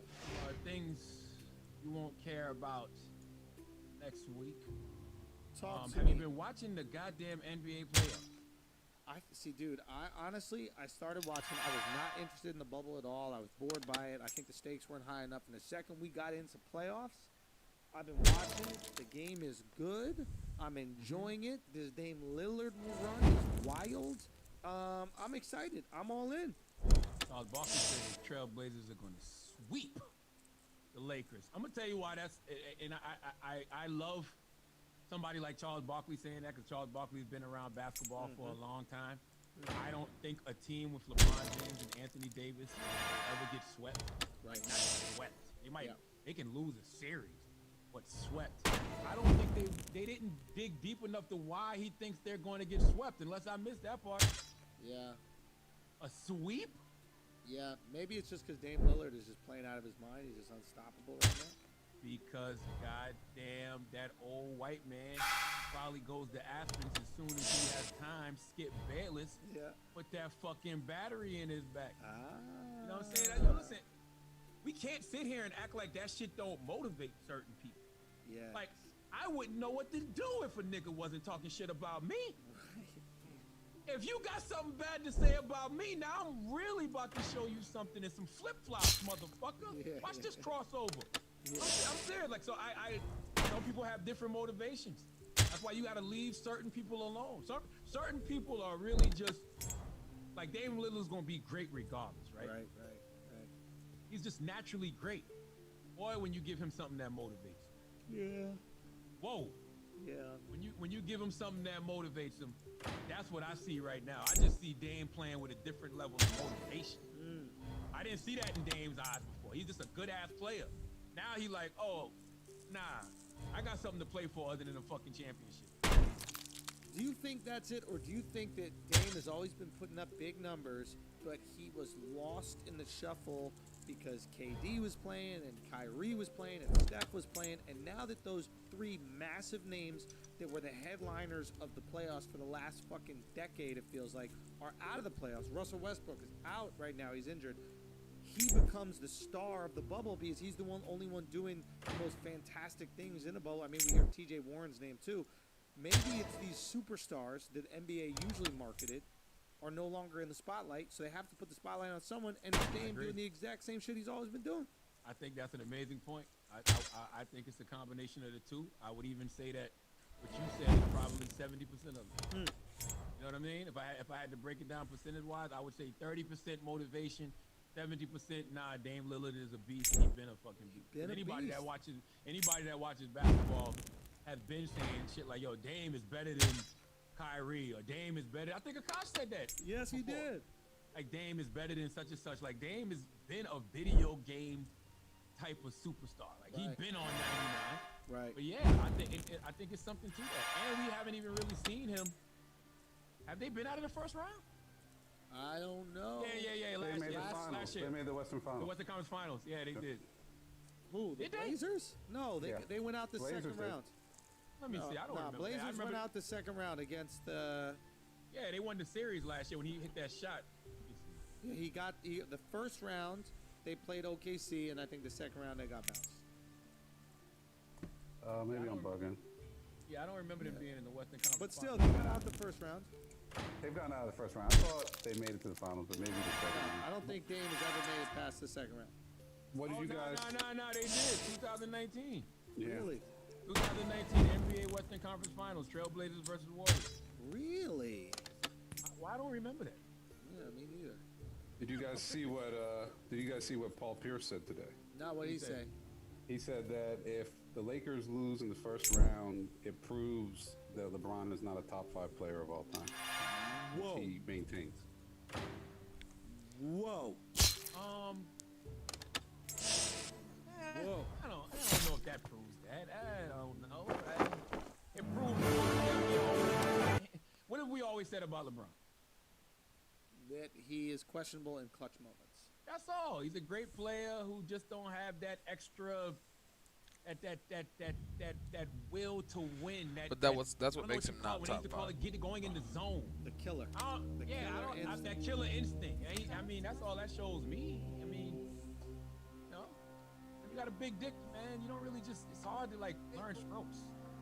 You don't need to learn the strokes. You don't Your need dick to learn the big. strokes. Your You dick gotta bigger than learn them everybody strokes else. when you got that little dick. You gotta impress I'm girls with that saying. little dick. That's right. When you got a little dick, you gotta learn every position. You know what I mean? You gotta learn how to eat pussy amazing. But when you got that bog D, That bog D, that big old Greek dick, you just show up, baby. That's all I'm So saying. Michael And Jordan had that. LeBron, and LeBron had the listen, small one. let's be honest. LeBron is so talented, Then and he has don't always need to been so try hard. talented, and so physically better than everybody else. Man, that's all I'm saying. Let me see. What did I say? he got that brawn D. Nothing. I'm just nothing, Charlie. Good job. Things you won't care about next week. Hot Boy Turk. What is that? What is You don't that? know who Hot Boy Turk is? Nah, who's that? There was four hot boys. It was Juvenile. You know Juvenile, right? Oh yeah, I know Turk. I love Turk. You know BG. No, it's BG I love. You know Wayne. Yeah. Turk was the fourth member. All right. Give me a, No, like nigga a, 16. no. Thing of 6 figures. Something. Yeah, You can. don't I you do it. remember it. Come Don't you on. do it. I'm not doing it, but I remember it. I'm not doing it, but the boy remembers, bro. Come on. Now you ain't gonna catch me slipping. You gonna catch me slipping. But no, yes, he said that So much ice you could skate on a. Right? Isn't that it? on a river. There's so much River. ice you can skate on a frozen river. Frozen River. That's right. No, but what's the rest of the song? He said that's literally the only part I remember. But I used to love that verse. Yeah, But, you kill that shit. he- What He happened to said that- Dirk? He said him and Lil Wayne caught crabs Or Turk? What? back in the day. Oh, smashing in the same. He said they caught crabs from two sisters from Houston. Whoa. So I guess both sisters had crabs. And I then got they, crabs. Call me a Give it to their Pisces. baby mama. No, what is it? Capricorn? What's the one that's a crab? What's a Cancer is a crab. Cancer's a crab? Cancer. Yes. Oh shit! You know what's wild? The things men bond over. Okay, go. That's a wild thing to bond over, bro. Like Yeah. that's my boy, man. Cause he started the conversation up like, man, Lil Wayne, that's my brother, man. Like, you know, that's like, man, we caught crabs together. the stuff men bond over is wild. No, but the real question I got is why did two sisters have crabs together? That's a little bit funky. Dirty house. You- Dirty house. Dirty house, or maybe a little incestito. Sharing panties. They might have been You know sharing what their I'm saying? panties, bro. Sharing panties, but not sharing secrets. Because one of them had crabs, but didn't tell the other sister. Oh shit! Where do crabs Can I even wear come those? from? Where do crabs come from? Like the where ocean. the little tiny things look like.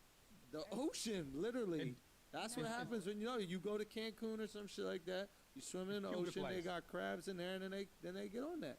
Yeah, I'm it's just saying, cubic like, lice. so where are the lice at before they get to your hair? The ocean. You're swimming in the ocean, and then they get up in your bush. Lice aren't in the ocean, are they? No. Lice. He just was talking. Like, what are you Crabs. talking Crabs are in the about? ocean. It's not real crabs, though. I know, but you can get them at. They got soft shell. They That's got. what I'm saying. I know it's not real crab. I know it's not real crab. I'm saying, but where are they at before they get? They're in Oh, the where ocean. they living before they live on your dick or your Yeah. vagina is what you're saying. In the Yeah. ocean, bro. That is a good fucking question, Taylor. Or you- Google. Don't go to the Google- ocean, yo. Stick to the rivers and the lakes Google- that you're used to. Google, where do pubic lice come from? What does it say? Google that and then make sure you don't die today, because when they start your fucking search history and your That's gonna be the your last computer- shit that they found, yo.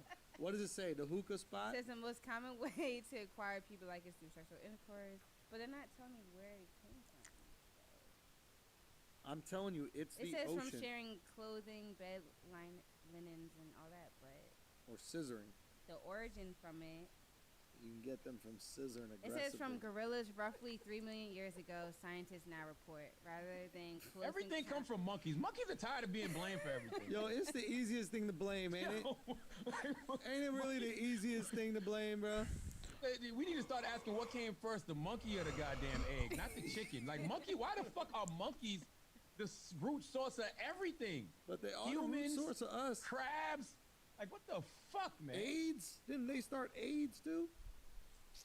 Yes, somebody had sex with a Somebody monkey. was saying somebody That was fucked the a rumor back monkey, in the bro. day. Yeah, that was the rumor. Okay, things you won't care about next week. But All you right. should. You should this one, bro. Okay, talk Cause to y'all me. not fucking paying attention, but I am. All right, talk to me. The Pentagon's announcement of a new UFO task force. Let's Okay? go. The Unidentified Aerial Phenomena Task Force. I'm telling you right now, the lease is up on planet Earth, bro. They come in to collect. They coming to fucking collect. The lease is up on planet Earth. It is not a coincidence that they showed us the pictures of the Pentagon released the video of the unidentified flying object flying throughout the air and all that shit. It's not a coincidence. They are slowly but surely just putting things out to the American public Right. to let us know that other life exists and they will start walking amongst us soon. Because I'm telling you, the lease is fucking up. You really think the lease is up, bro? Yes, been man. thinking about Whatever that ever treaty since they had, and I'm gonna tell you why I think it is. You notice that you've seen all of these people talking about traveling to space, right? Like the Elon Musk and the Richard Bransons of the world. They want to do tours and Mars and all of that type of shit like that. Quid pro quo. If y'all gonna be just coming to our planet, kicking Then shit, we gonna come to your shit now. that's right. Prepare your motherfucking people.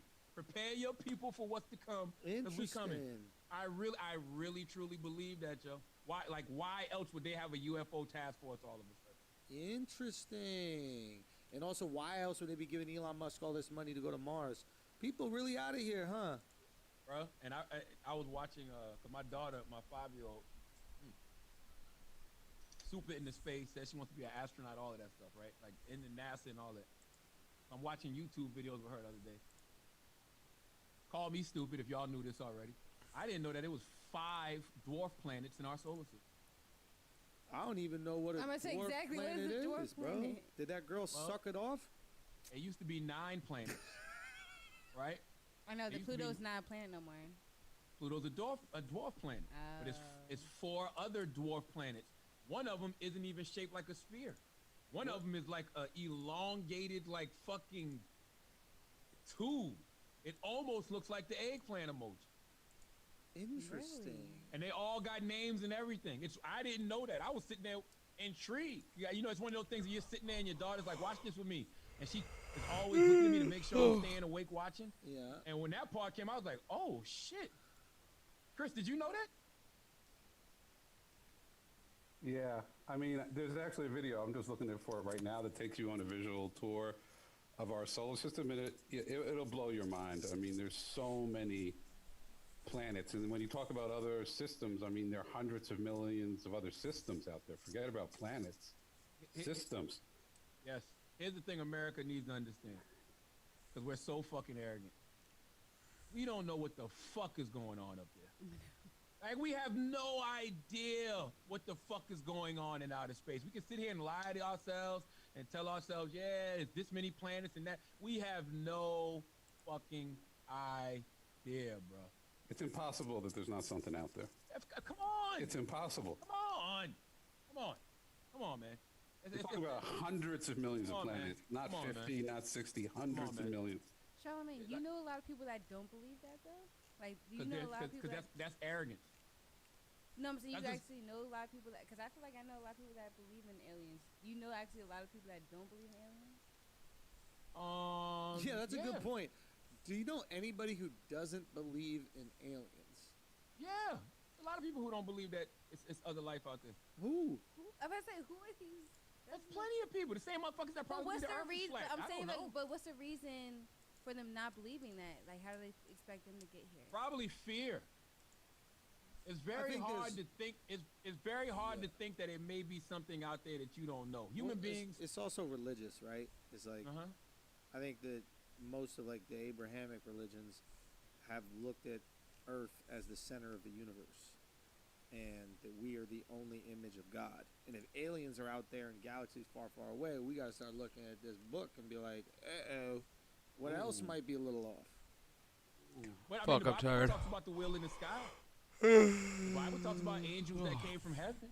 So maybe those Exactly. angels might be aliens. That's interesting. That's all I'm saying. Yo, son, when you look at like some of this old architecture, and not just architecture, like there are certain blocks, I think they're called like megaliths, and they're just like huge rocks that have been like shaved down and like placed in certain places the pyramids and Stonehenge, all this kind of things. Like, how could you move blocks of that size? The type of architecture they did thousands of years ago, 4,000 years before the pyramids, that nothing even came close to it for thousands of years. Like, that had to be aliens, bro.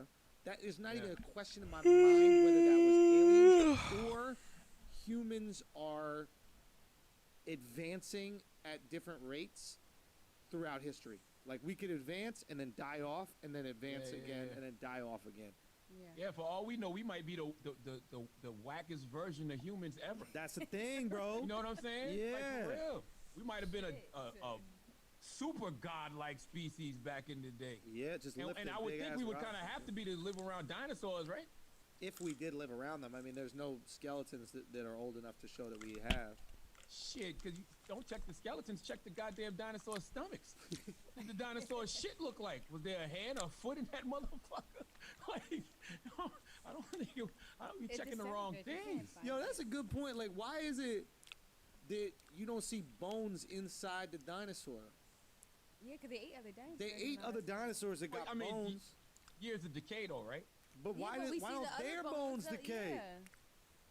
I guess the bile in their stomach breaks down the bones.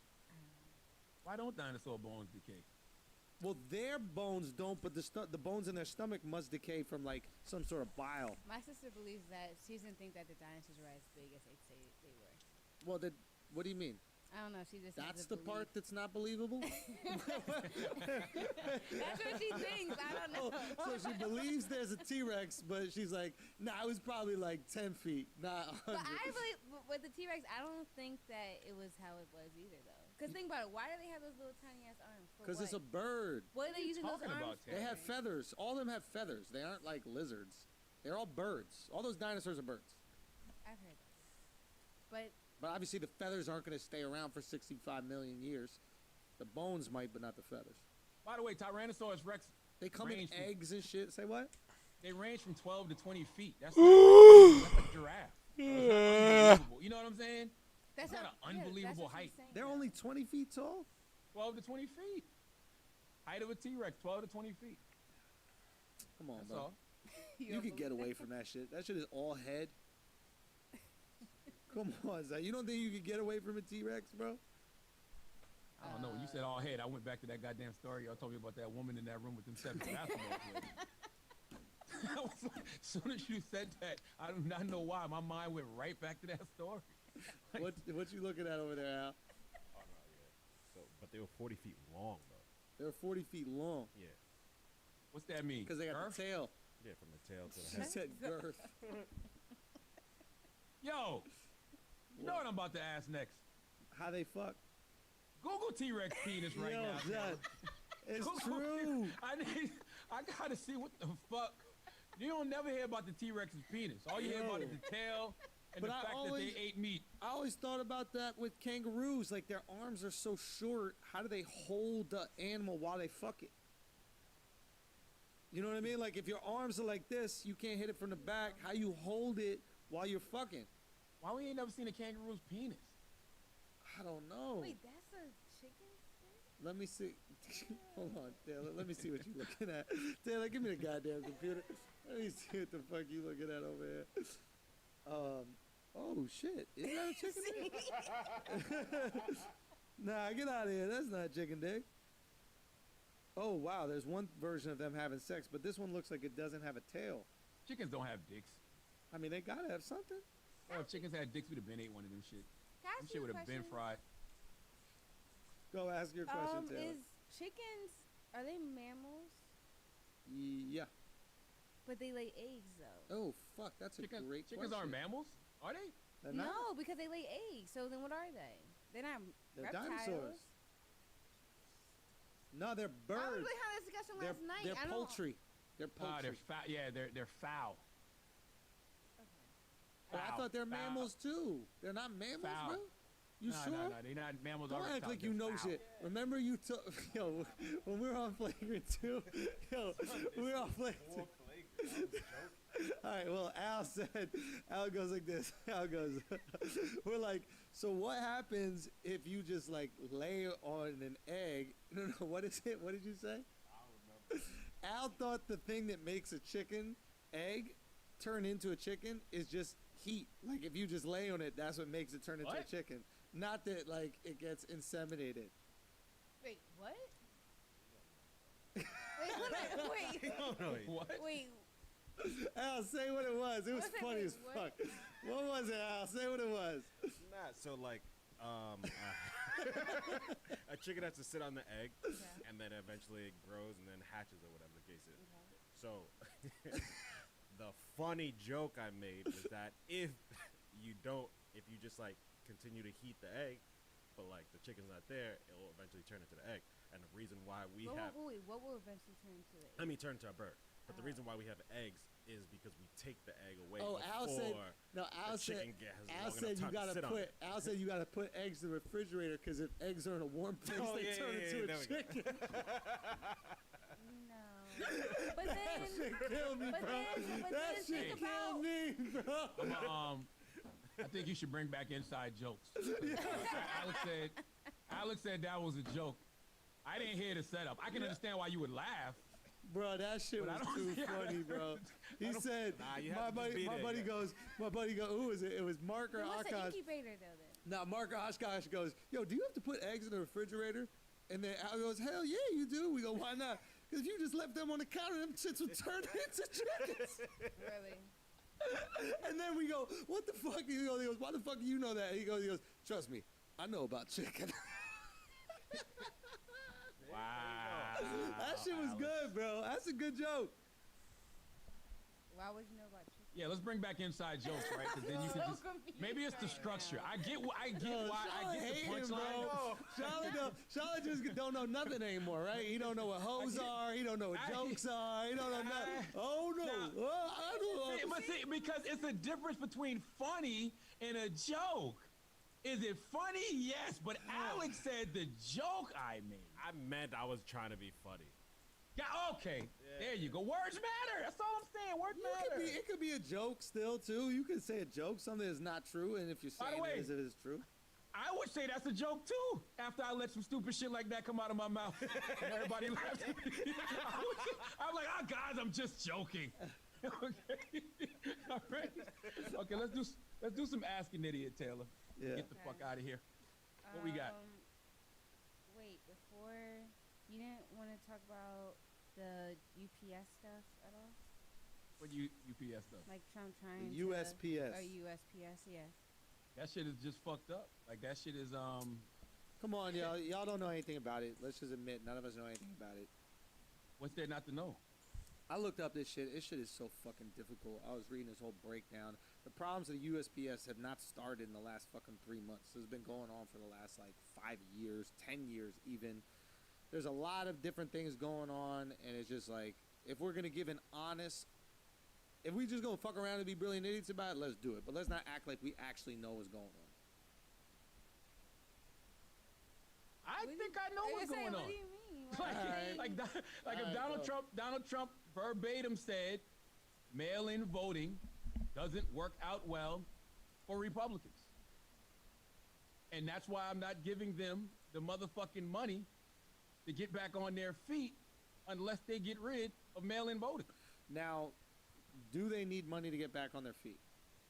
Yeah. Will they be insolvent by the time of the election? Oh, I have no idea about that.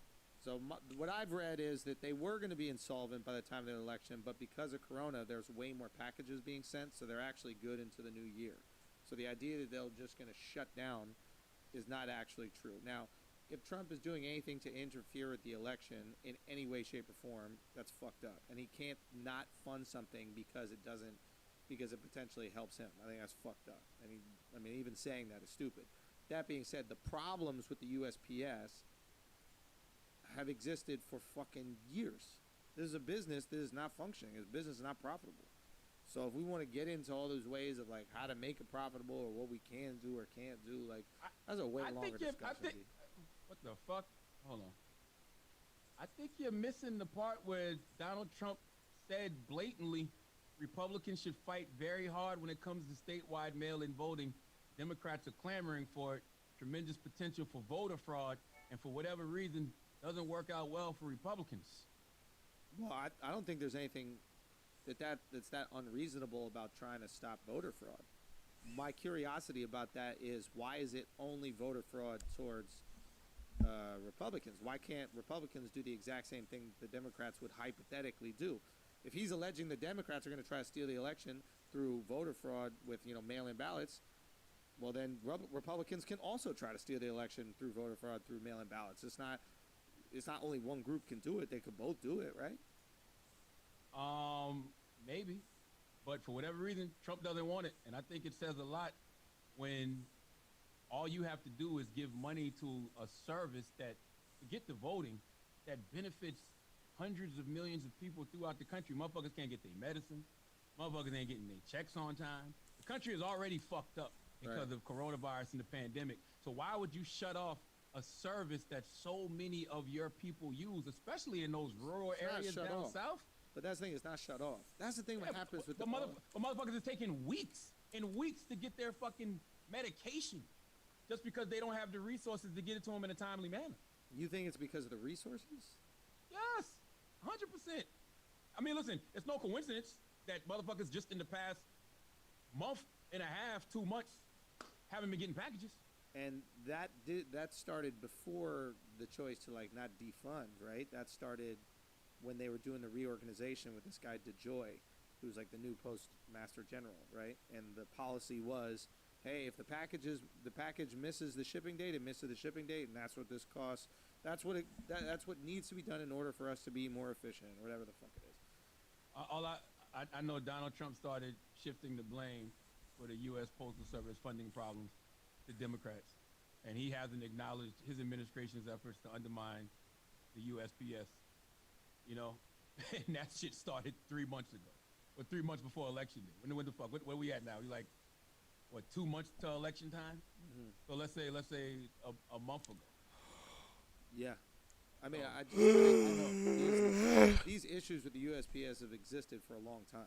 Their lack. You don't think it's no and coincidence that he's blaming Democrats, of course, and saying that he doesn't want mail-in ballots? Of course, and I think that I think this whole thing gets politicized, and this is the newest thing that we're going to talk about. And then for the next maybe a week or two, we're going to talk about this, and then a new thing will pop up that will be politicized. This is just political theater. How do you explain them removing collection boxes off the streets in some states? What's the point of that?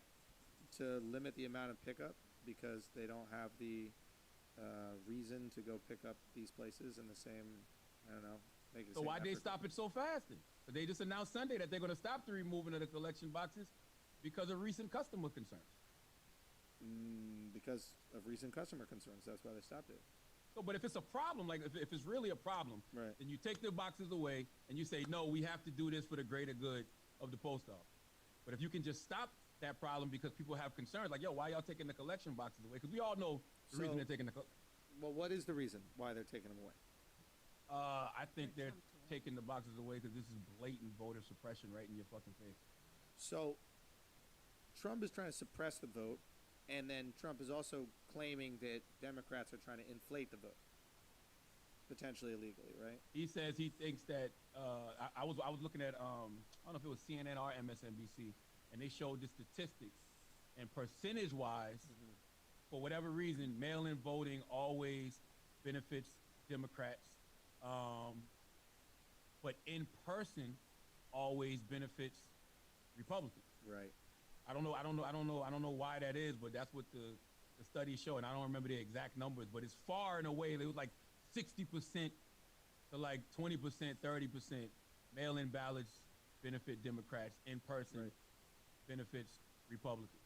Right. And low voter turnout always benefits Republicans. Right. Gotcha. So we're in a time right now where you have the coronavirus pandemic. A lot of people probably are going to be afraid to go to the polls in November. You have a lot of older people. That's the other thing too. I think a lot of you younger folks, I'm glad we're on this. A lot of you younger folks need to volunteer to work at the polls this year. Because usually when you go to these polls, who do you see working these polls? You see older people, folks. Bro.